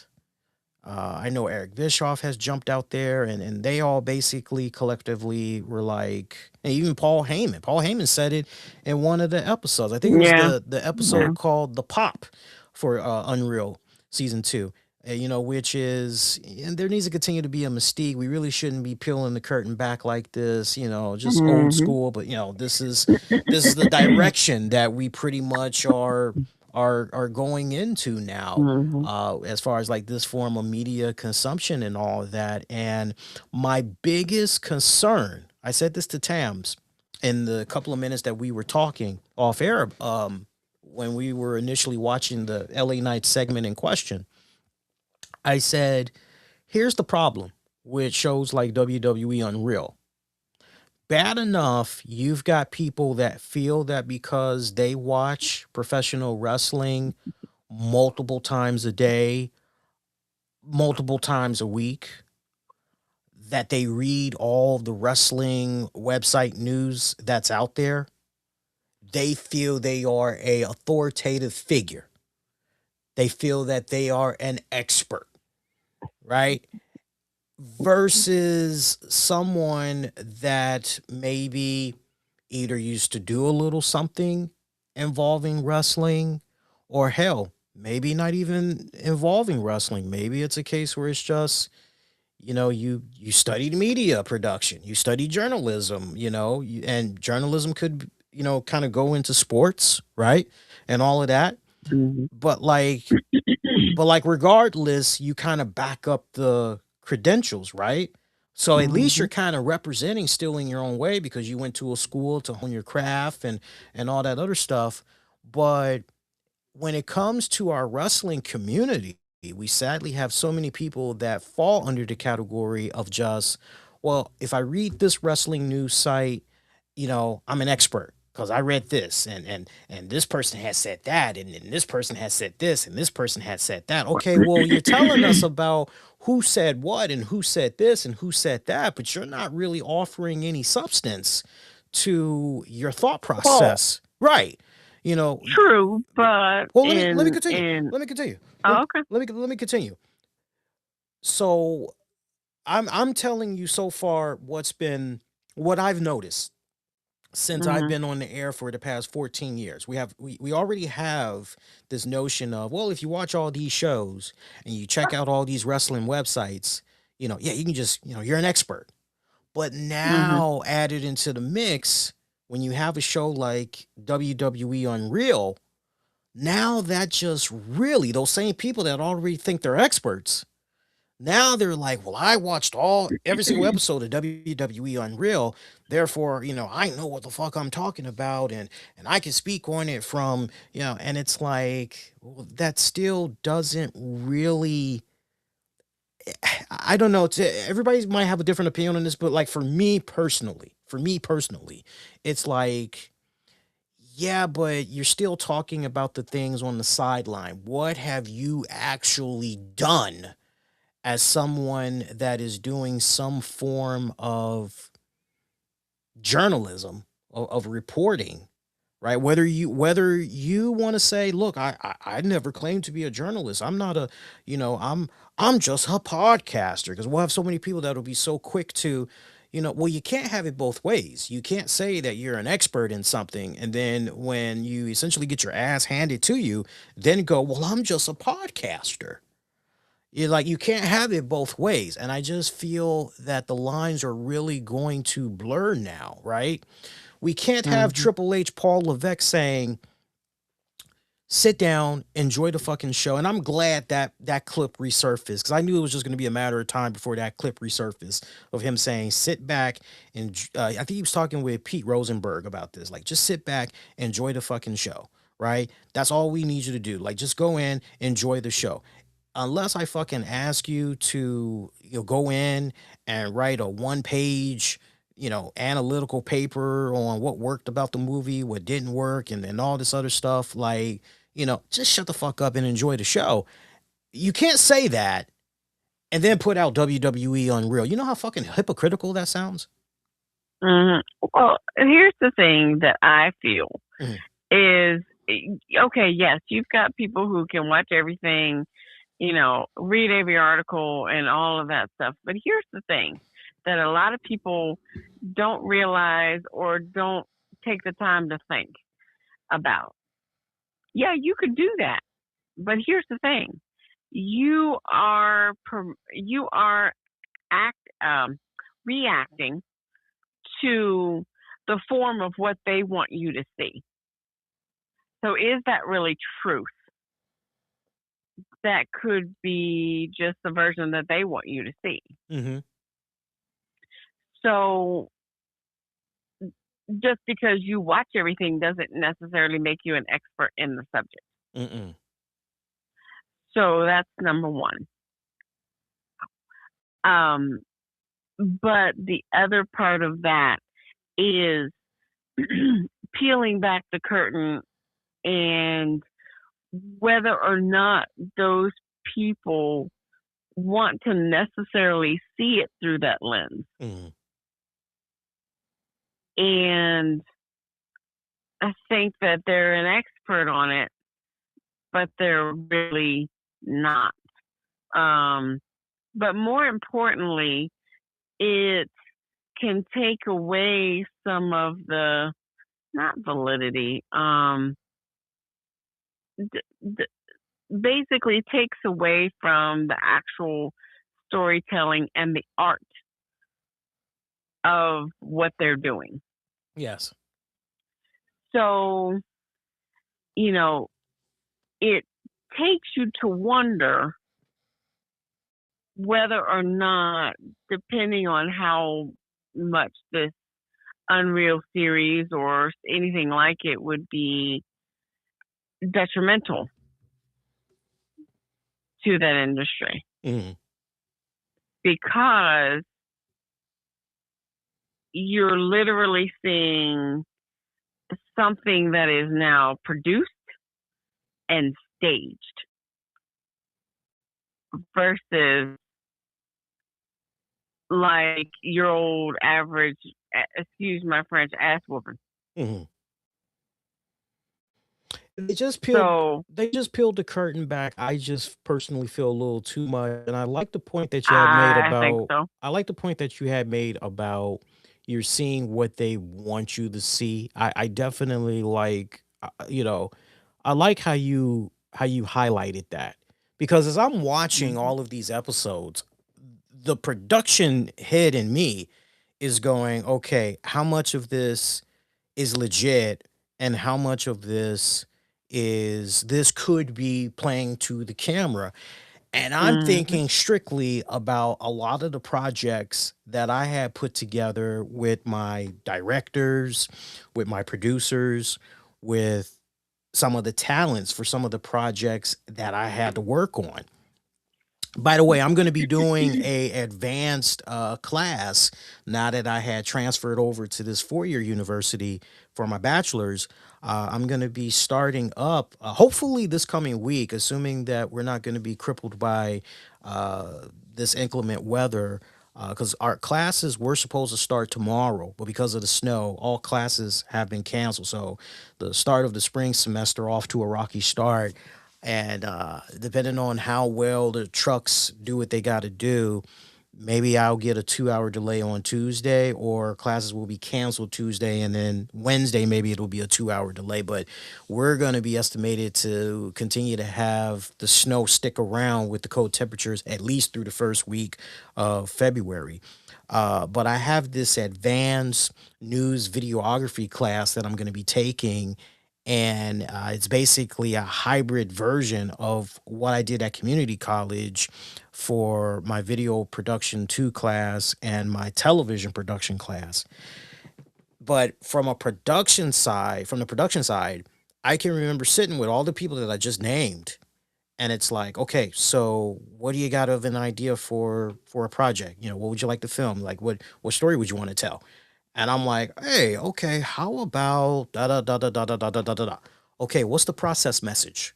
Right? Process message is basically what are you trying to have the viewer to walk away with overall? You know, what are you hoping here? And then like who is your target audience, right? It's not just about age, it's also about education, uh work status. Like are you trying to go for blue collar, pink collar, like you know what's going on there? Are you trying to target a specific race? Are you trying to target a specific gender? Right. And then, you know, we start sitting down, like once we've hammered all of that out, then we start coming up with a brief synopsis about, you know, what this respected segment is going to entail, how long we're picturing that segment, elements of B-roll footage that's going to be incorporated in that segment? Are we going to maybe be cutting to a live shot? That's essentially going to, or are we going to rely on B-roll pre-recorded footage that is going to be played up and everything? Because if so, then our technical director, you know, they got to make sure that they have all the respective elements that they need so they can cue shit up promptly and all that, right? And then depending on the complexity of that footage that we possibly are going to be recording, we got to make sure that footage complements what we're actually going to be showing during the segment, right? So you'll see this many times, and many people, Tams, have pointed this out with the TNA AMC premiere last week, which was, or 2 weeks ago now, which was, okay, you're showing this great, looks like footage that was shot in 4K, but obviously had to be downgraded to 1080p. And yet you're doing these overhead shots that look like the camera you're using, it's only recording in 720p. Like it's not consistent, right?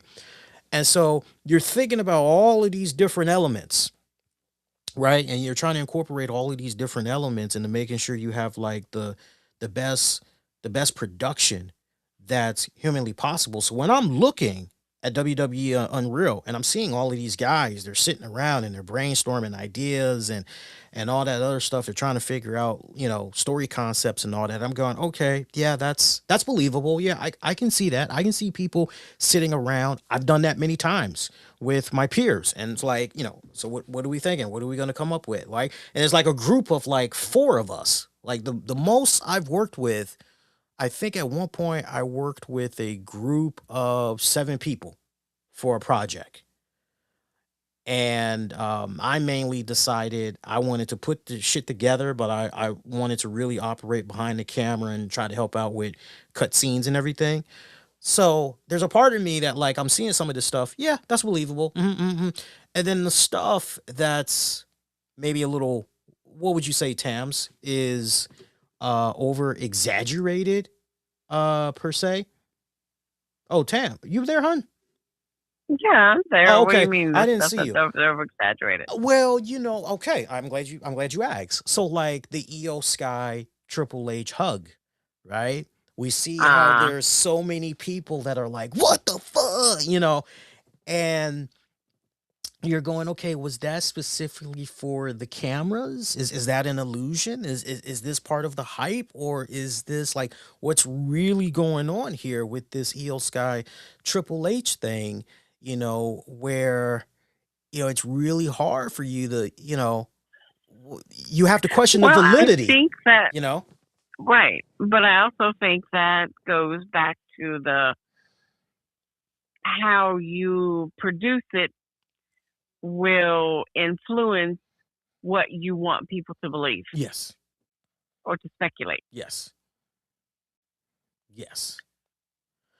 With WWE Unreal, I didn't watch season one. I did not watch season one, but with what I saw of season two as a whole, ah, you know, it was a big nothing burger for me.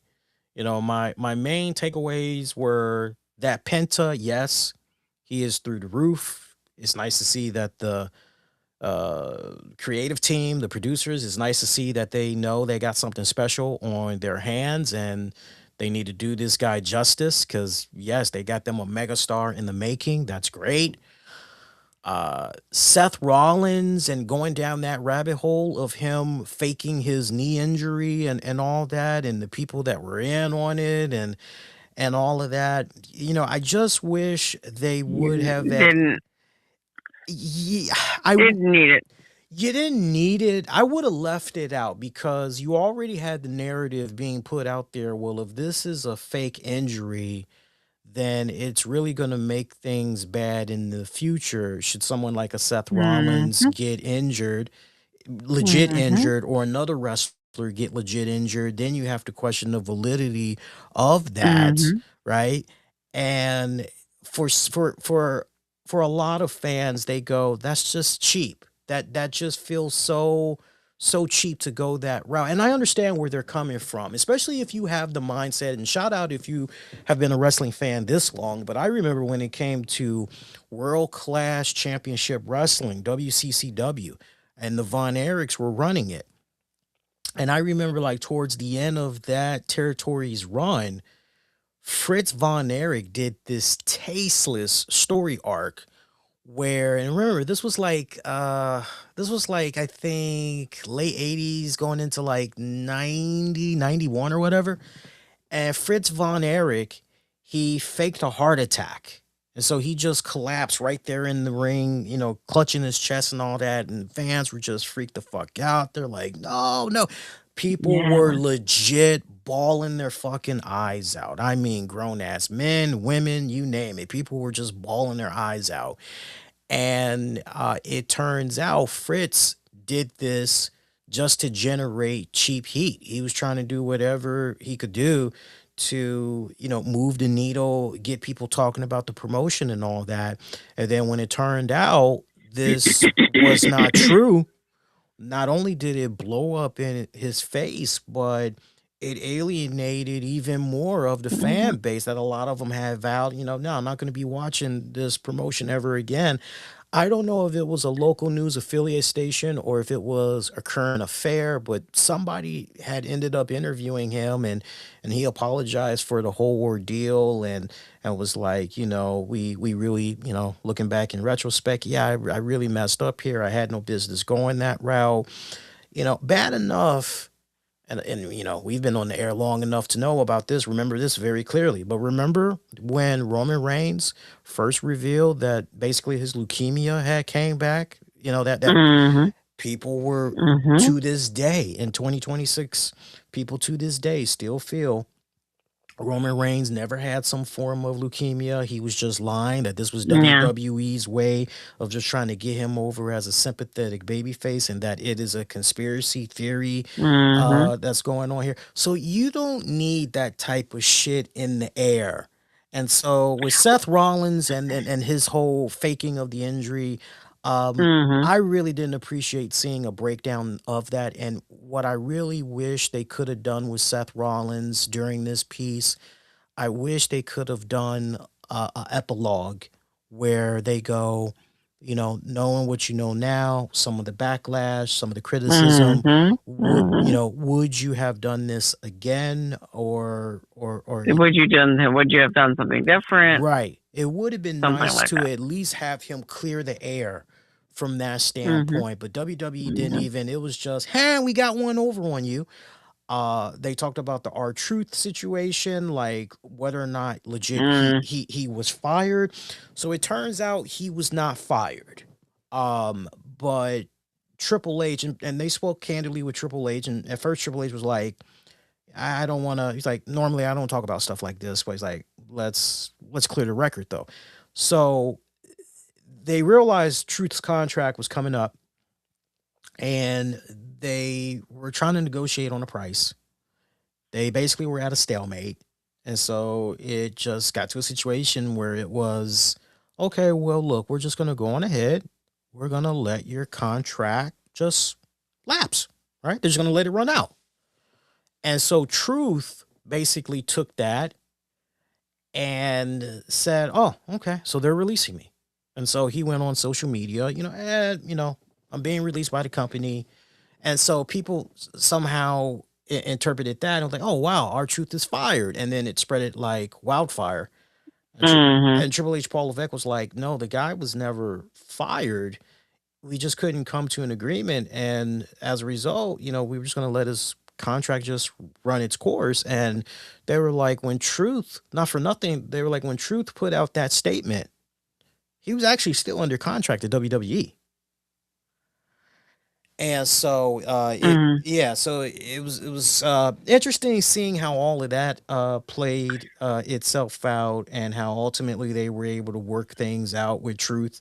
And matter of fact, when in regards to Truth, it wasn't until I can't remember the pay-per-view, but they were able to strike a new deal with Truth right when the day of the pay-per-view, as a matter of fact. And they were like, well, let's have him interfere in this match against John Cena, and I think Mhm. it was Cody Rhodes, and then the rest was Mhm. pretty much history. So it's like, so I'm watching this particular segment, and I don't know how everybody else was looking at this, but I'm looking at this particular thing with our Truth, and I'm going, okay, well, it's nice to officially clear the air about what really was going on with our Truth, but Mhm. I really don't need to know. So here's how I interpret it and I feel about it. You have so many fans that are completely invested in the characters, Mm-hmm. completely, Mm-hmm. because that's the storytelling part. Mm-hmm. Now, when you start really pulling legit things that people think are legit issues, Mm-hmm. there's care, there's concern, there's, the whole feelings, right? Then when you find out it's complete bullshit, like they tend not to care as much, or they think maybe like the Von Erichs, that was a line cross. Mm-hmm. You can't trigger an emotion that raw and then say, "Psych, that wasn't meant to be." Not like that. Yeah. Not like that. Yeah. And expect to keep your fan base at the level that you have them. Right. So, I'll never forget. It's actually one of the first. Um, I don't know, probably the first handful of shows that I had watched with you back, in 2011. And I remember a spot with Big Show. And the fact that I remember this, so many years later, it tells you how much of the fact of how much it plays on the psyche. Mm. And there was a spot where I truly believed that Big Show was hurt, Mm. because he was grabbing his knee Yeah. and, it's just the whole Oh, thing. oh shit. Yeah. Oh. Yeah. And, and the funny thing is, the first two times I asked, or no, I actually didn't ask at first. And was like, "Oh no, that's terrible. Oh no." And then after a while, I'm like, "Okay, he's not getting upset." I was like, "Is this a work?" And he's like, "Yeah." And I was like, "Oh, brother." You know? Yeah, yeah, yeah.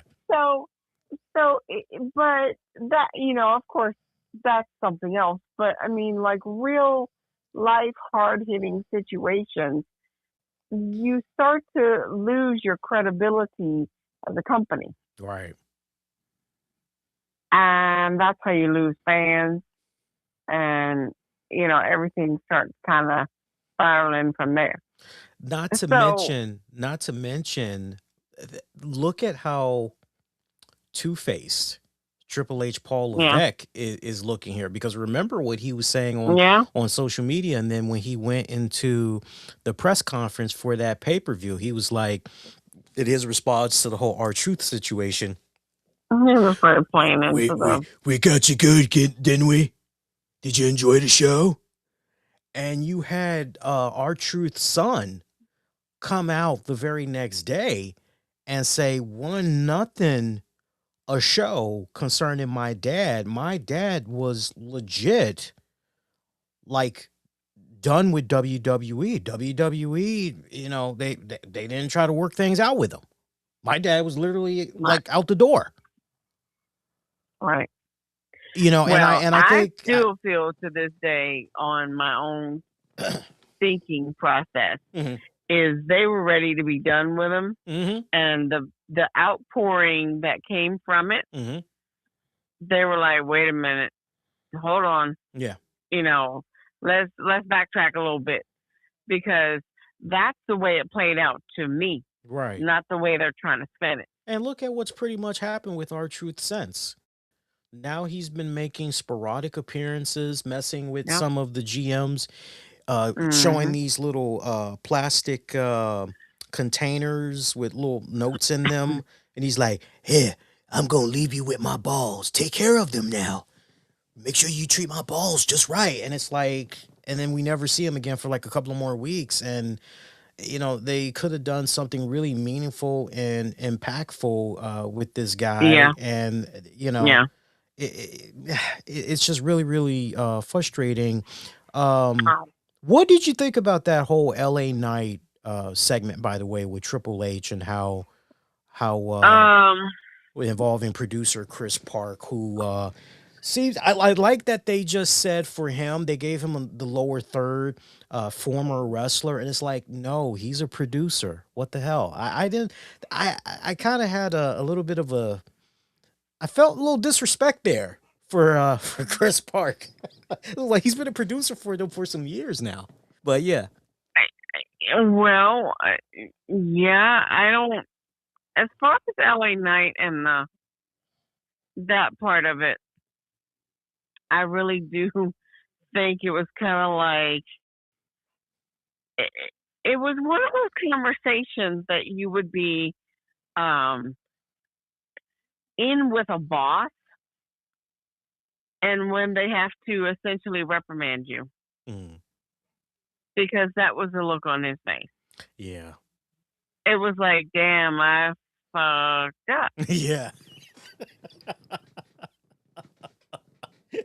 He did look like that, but like So, but here's the thing: is in a ring with millions of people watching, mhm. if we had not have seen that, nobody would have been none the wiser. Unless you've been watching the WWE or just the wrestling as a whole for so long that your spots, Maybe. and you're like, this looks a little off. Cause like I can remember watching that Money in the Bank men's ladder match in real time and going, damn, something seems kind of off here. Is somebody maybe injured, or is somebody missing their cues? And I didn't think too much of it. Like I didn't spend more time thinking about it than just what's going on here, and then just leaving it alone. But when I was watching everything that led up, I'm going, oh, now it makes sense. Yeah, okay. Yeah, yeah. You should be fighting opposite sides of the ladder. There should be because this much I do remember for a fact. I do remember in real time watching Seth, and I don't know if I talked about it on that respective post show, but I do remember going, damn, Seth is just climbing this ladder. Nobody's going to challenge his ass. Like, I know he just did Yeah, I remember hearing you say that. I know he just did a curb stomp, but like nobody's like nobody's going to contest this. Like, this is it. And it was like, okay, well, that was kind of a wet fart, but all right, Seth Rollins is the winner. Okay.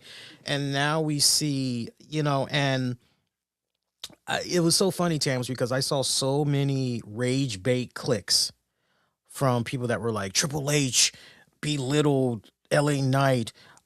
He yelled at LA Knight. He ridiculed No, him. he didn't. He went berserk on him, and I'm like, he went belligerent on him, and I'm None of what like, I saw uh, was that way. I'm like, what the fuck are you guys smoking? Like, I don't want any, but like, what are you smoking? Because put it down. Because like the guy calmly was telling him, Yeah.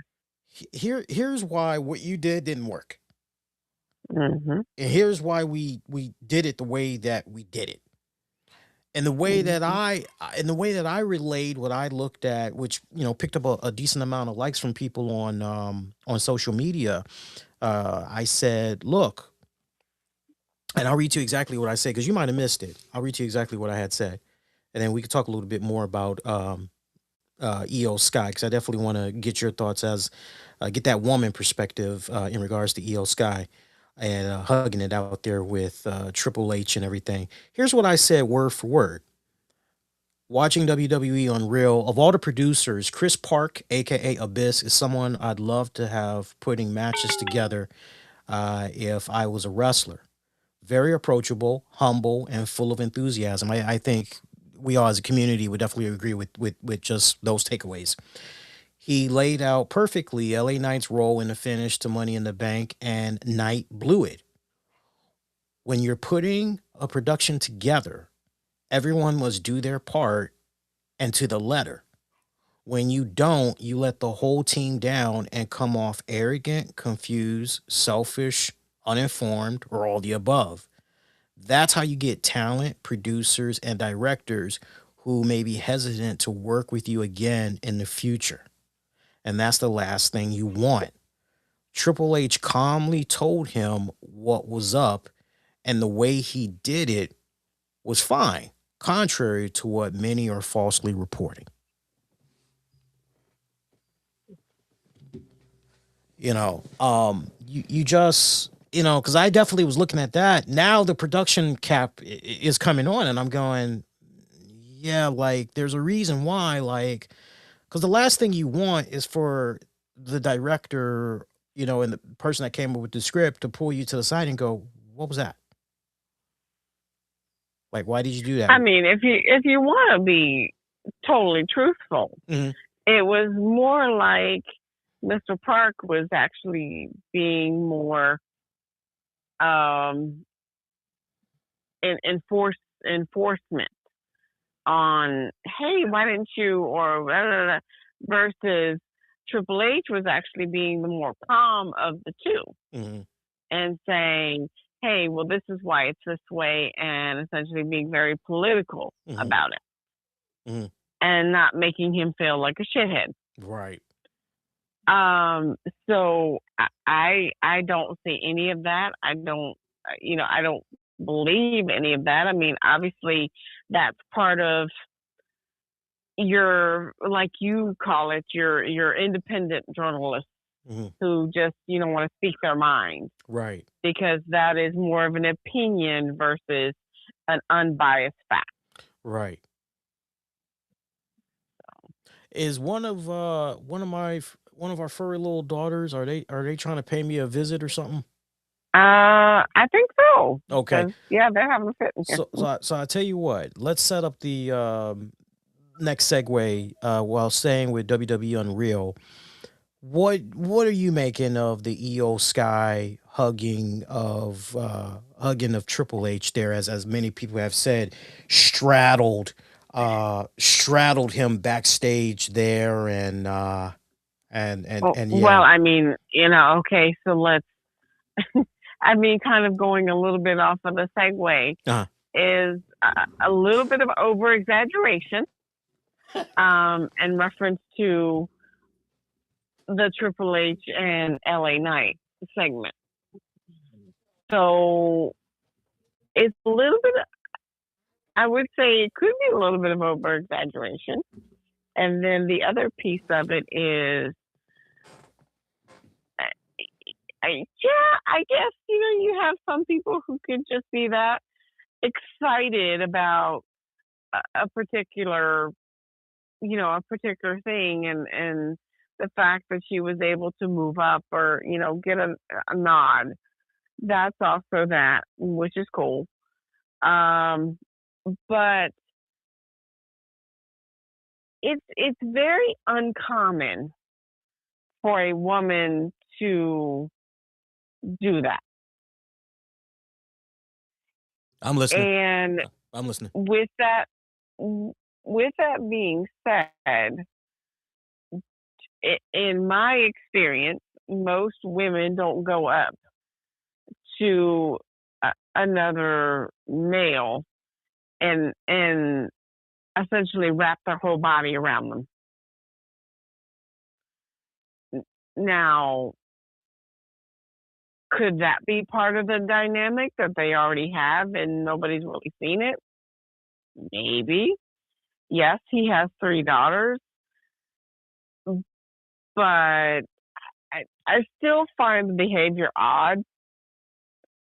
I know, even if, just to put myself in her place, if that was me and I was just so over the moon by whatever gesture that was, I still don't think I would do that, especially knowing that the wife, first of all, is partly, you know, going to be there, and it just sends the wrong message. I think it does. Yeah. So, you know, with what was done, and not only that, I mean, goodness gracious, going back to the other comment of, maybe it was a reaction, but did you ever stop to think how that might be received? Yeah.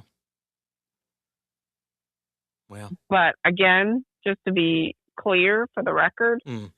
um, not many women I know would have done it. Would have done that,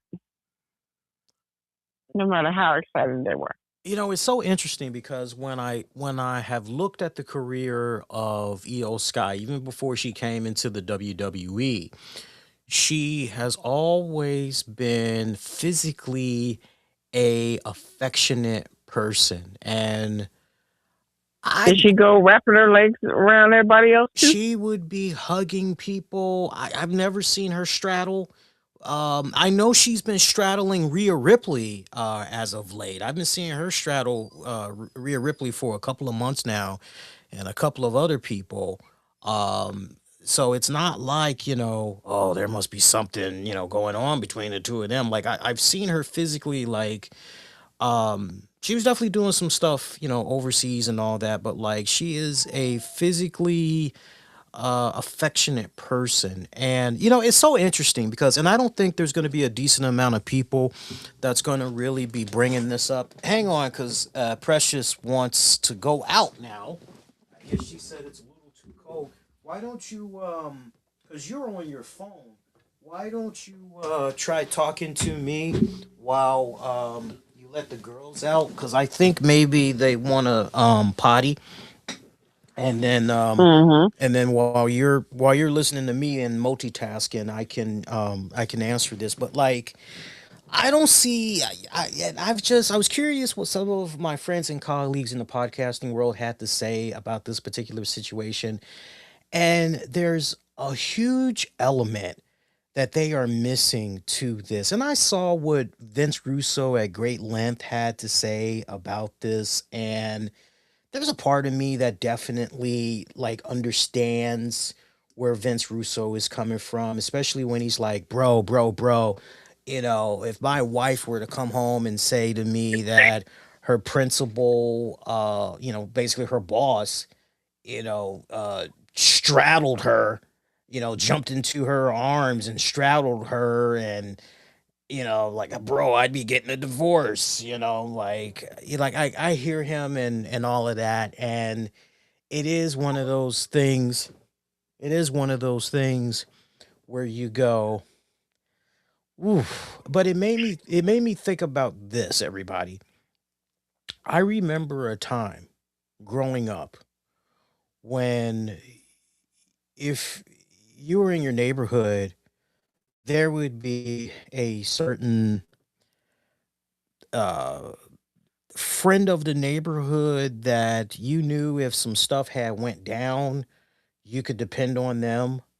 You know, if you were being harassed by a bully, or if you needed help with your groceries, or you were having some type of car trouble, and you were pulled to the side of the road in your neighborhood, there used to be people that were not just so affectionate and kind, but physically they would kind of display that and everything. I still remember the times when we all would come together as friends and family, and there would be such great embraces, particularly among your friends. The hell what their gender is, it's just you see them, that's your friend, and y'all are physically embracing and having a good time, all of that good stuff. I remember a time where, despite the fact that one of my best friends had been married for a significant period of time to her high school sweetheart, she was such an affectionate person that if she liked you, you know, first of all, no one was going to replace her man. I understand that. But if she liked you, she would be just as affectionate to you in a playful manner that she was with her husband. So, I could recall many times where, me and her husband, we'd be sitting on the sofa, maybe we'd be playing some video games or some stuff like that.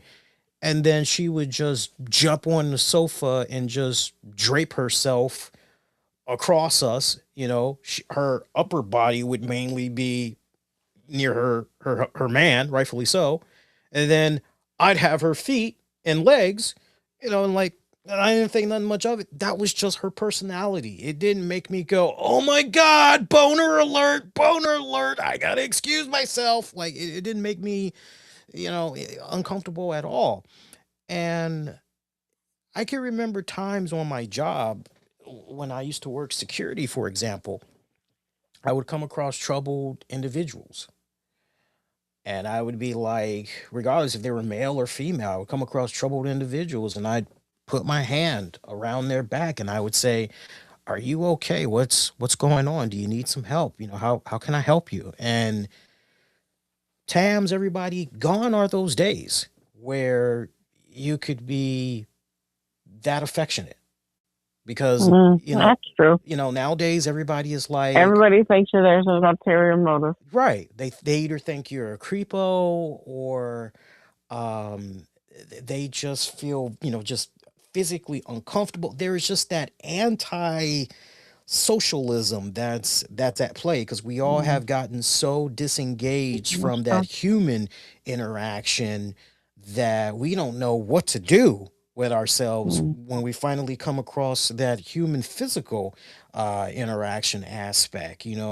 It's so weird. It really, really is. I can remember when I was working in retail the last rodeo.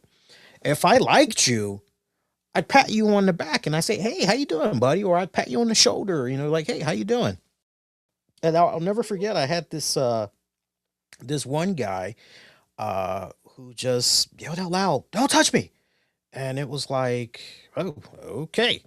And I said, "Okay, duly noted. Sorry about that. Wasn't trying to be a creepo or anything." I was like, and I told him, I said, "It's just how I embrace people." And I had to learn, like, real quick, like how I grew up, how you grew up, Tams, and everybody else that's within our age range. Like that era is essentially gone. It's now like, unless you're a family member, like, yeah, I'll just say, "Hey, how you doing?" Right. And so mm-hmm. when I look at EO, I just go, she's a relic of yesteryear, and like, and how some of us, and that's saying a lot, because Mm-hmm. she's only in her mid to late 30s, so that's saying a lot. Right, but It's- you're also looking at how people are growing up in their own culture, yes, because certain cultures may not be as Americanized as other cultures. yes, Yes. And so it's very interesting. I think from an editing standpoint, they should have maybe left that out. And I promise you, Yeah, going with future seasons of WWE Unreal, they probably will. yeah, I think now they're gonna have an even more stricter lens on to make sure that the lens isn't as skewed as it was, with that clip that's, now gone viral. And it's very unfortunate that we have these weird, perverse narratives that's being put out there. Like if you want to say to me, hey, from an HR standpoint, one of the heads of the companies is embracing a talent like this, like that's not cool. Like I'm with you on that. But full context matters. Maybe they just have a particular relationship that we all don't really understand, right? And for those that were fortunate enough to watch the episode of Unreal in question involving EO and rather than a clip online, this goes back to what we were talking about earlier, as far as citizen journalism versus journalism and the negatives about citizen journalism. By the way, it goes back to that whole narrative of, hey, unfortunately, we're in a society where if I put up a certain clip, Do you plan on taking these girls, or am I?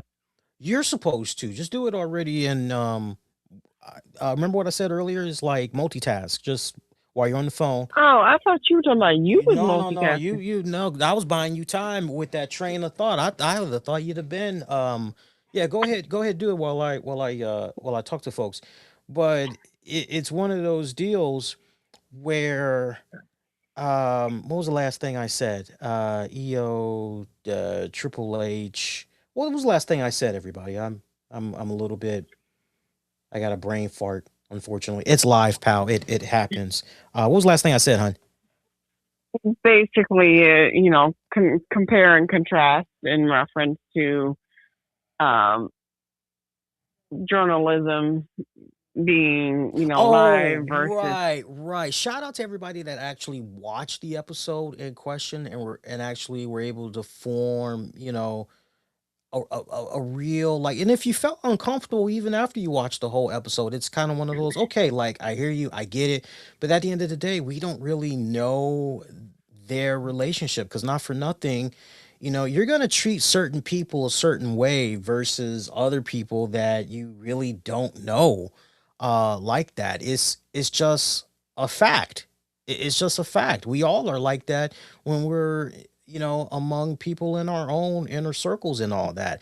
But should that piece have aired? No, I don't think it should have aired. I think when they were editing and then putting all the clips together, when they were putting the production together, there should have been a second set of eyeballs, maybe even a third, and go, is this really okay? Should we really be, are we concerned about any type of reactions that might come from out of this?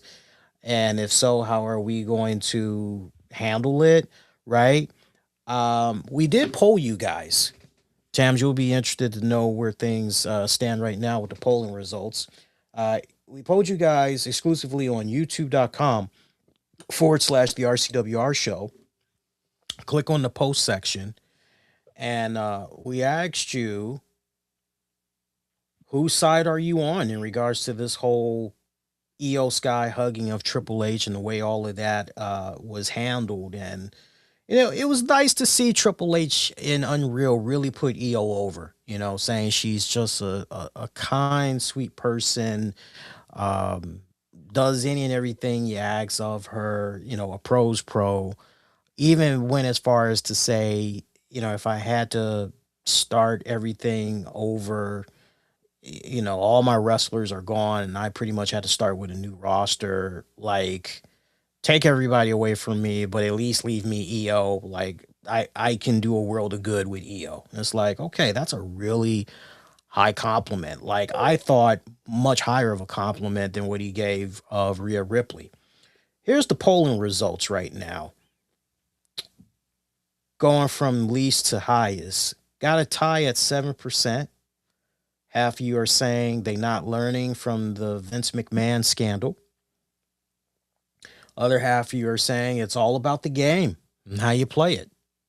I mean, that might be a play on words, but when you really read in between the lines, like literally, it's all about the game and how you play it. 21% of you had said, wonder how Stephanie McMahon feels. And coming in right now, top dog Tams, 64% are saying it's EO Sky. She meant no harm. Your thoughts when you hear that, when you hear those results. And if you haven't voted, continue to vote. You're more than welcome to continue to vote, long as you see that poll at the very top for you guys to vote on. You can just keep chiming in, voting, and also commenting. But what's your thoughts when you hear those polling results? Is that kind of what you were expecting, or Um, yeah, about so.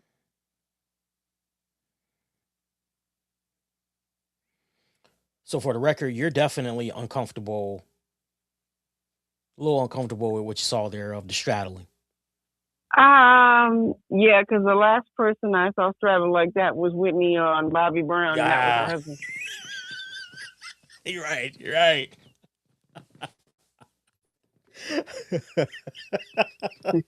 So just saying. Yeah, yeah, yeah. No, I hear you. I hear you on that one. Hey, before we get ready to wrap it up here, as far as some quick programming notes, definitely going to be with you guys for Monday, January 26th, 2026. Wonder if there's a special food promotion going on. January 26th, 2026. I wonder what's going to happen with June 26th, 2026. Wonder if something's going to happen on that day, particularly as well. Sorry, I'm like scanning ahead. I'm thinking about 7-Eleven Day and all that other stupid crap. Don't mind me. But anyway, gonna have a new RCWR show, Monday Night Edition, after Raw on Netflix is off the air. Definitely going to be getting into the latest in wrestling headlines. That also includes a new update on the Trey Miguel situation. When we were last on the air, I had talked very candidly. One of my furry daughters just did a drive by. They literally just opened the door just to open the door and then run back the other way. That was kind of hilarious. But there's been a new development there with Trey Miguel. For those of you that are not aware, TNA Wrestling apparently welcomed him back despite the controversy that has recently had him in the headlines in a bad way. We'll definitely talk about that. Latest fallout from Raw preview, Royal Rumble and Riyadh, Saudi Arabia. In regards to, I want to just go back and show Misfit some love. Misfit was talking about the fact that hearing a little bit of reverb. What's going on there? Misfit had mentioned earlier that apparently it looks like New Japan Pro Wrestling, but it looks like he's got in there NUPW. Maybe he meant NJPW. Maybe he meant NJPW, but basically he's saying that Evil had departed the promotion, and there's rumors as far as them heading to WWE. I hate dealing with rumors. I mean, but it's definitely one of those cases where I don't mind talking about the situation and everything. I'm more interested in talking about Powerhouse Hobbs because I'm telling you right now, I definitely expect for him to make his Royal Rumble debut now that he has parted ways officially with AEW. Um, just interesting that AEW couldn't make it right with Powerhouse Hobbs. There's another big piece of great talent that AEW has lost, unfortunately, and that's ultimately going to be WWE's gain. But we'll talk about that and loads more on the Monday night show. Again, that'll be live after Raw on Netflix goes off the air. Also, want to give a shout out to our sponsors because without them, content like what you're checking out I'm right gonna say now. if you're looking for me to comment, I don't even know who that is. Oh, you remember Powerhouse Hobbs? See, I have this running joke when it comes to Powerhouse Hobbs. Hello. Powerhouse Hobbs. I love telling this story, and apparently word has gotten back to Powerhouse Hobbs, and he laughs every time that he hears about it. Like he realizes now, like it's a running gag, and he's apparently he's been a good sport about it. Powerhouse Hobbs is the one that was on the Jericho cruise, and the hell was that? Hang on. I think she wants me to. I think she wants me to. Hang on. Apparently, Tam somehow got disconnected. So let's see what happens here. You there, babe? Hello? There you go. Um, so you're there, right? I can't hear you. Did you mute yourself?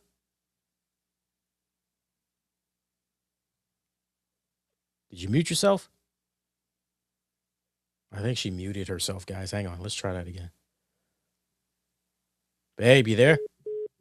Okay. All right, let's try that again. I don't know what she's her phone got possessed. Hello? There you go. What happened? I don't know.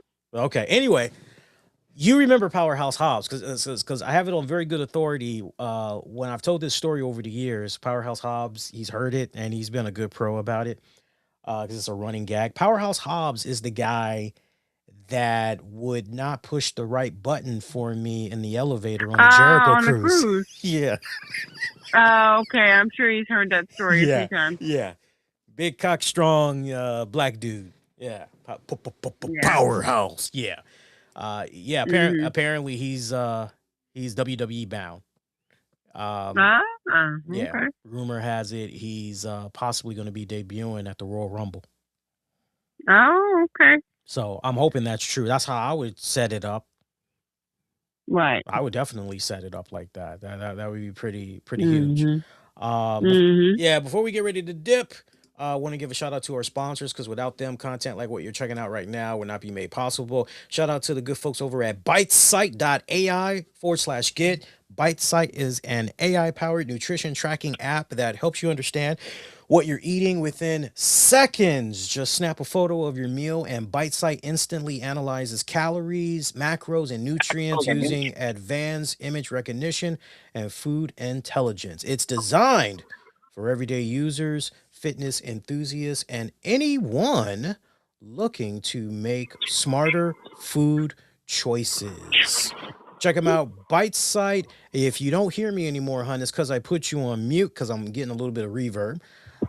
Check out bitesite.ai/get for more information. Also, the RCWR show with Lee Sanders is brought to you in part by my girl, Katrina's spiritualcounseling.com. She is backed by over 20 years of experience. Her sessions provide straightforward, no sugarcoating insight concerning relationship questions, or maybe you have some financial questions, you need some career advice. She will hook you up. Check out Katrina's spiritualcounseling.com or give her a call at area code 877-275-7562. Once again, 877-275-7562. Shout out to new listeners, longtime listeners of the show as always. Appreciate you guys as always.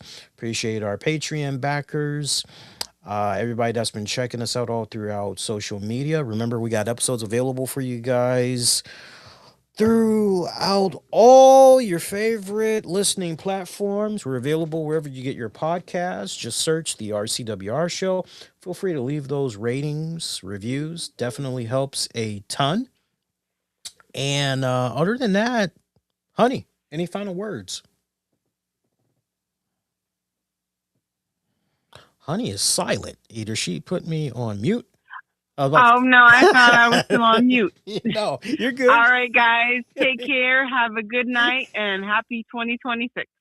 What she said. Until next go around, wishing all of y'all to be safe. Most importantly, be kind to one another. I'll catch you guys Monday night for the Raw Post Show. Take care.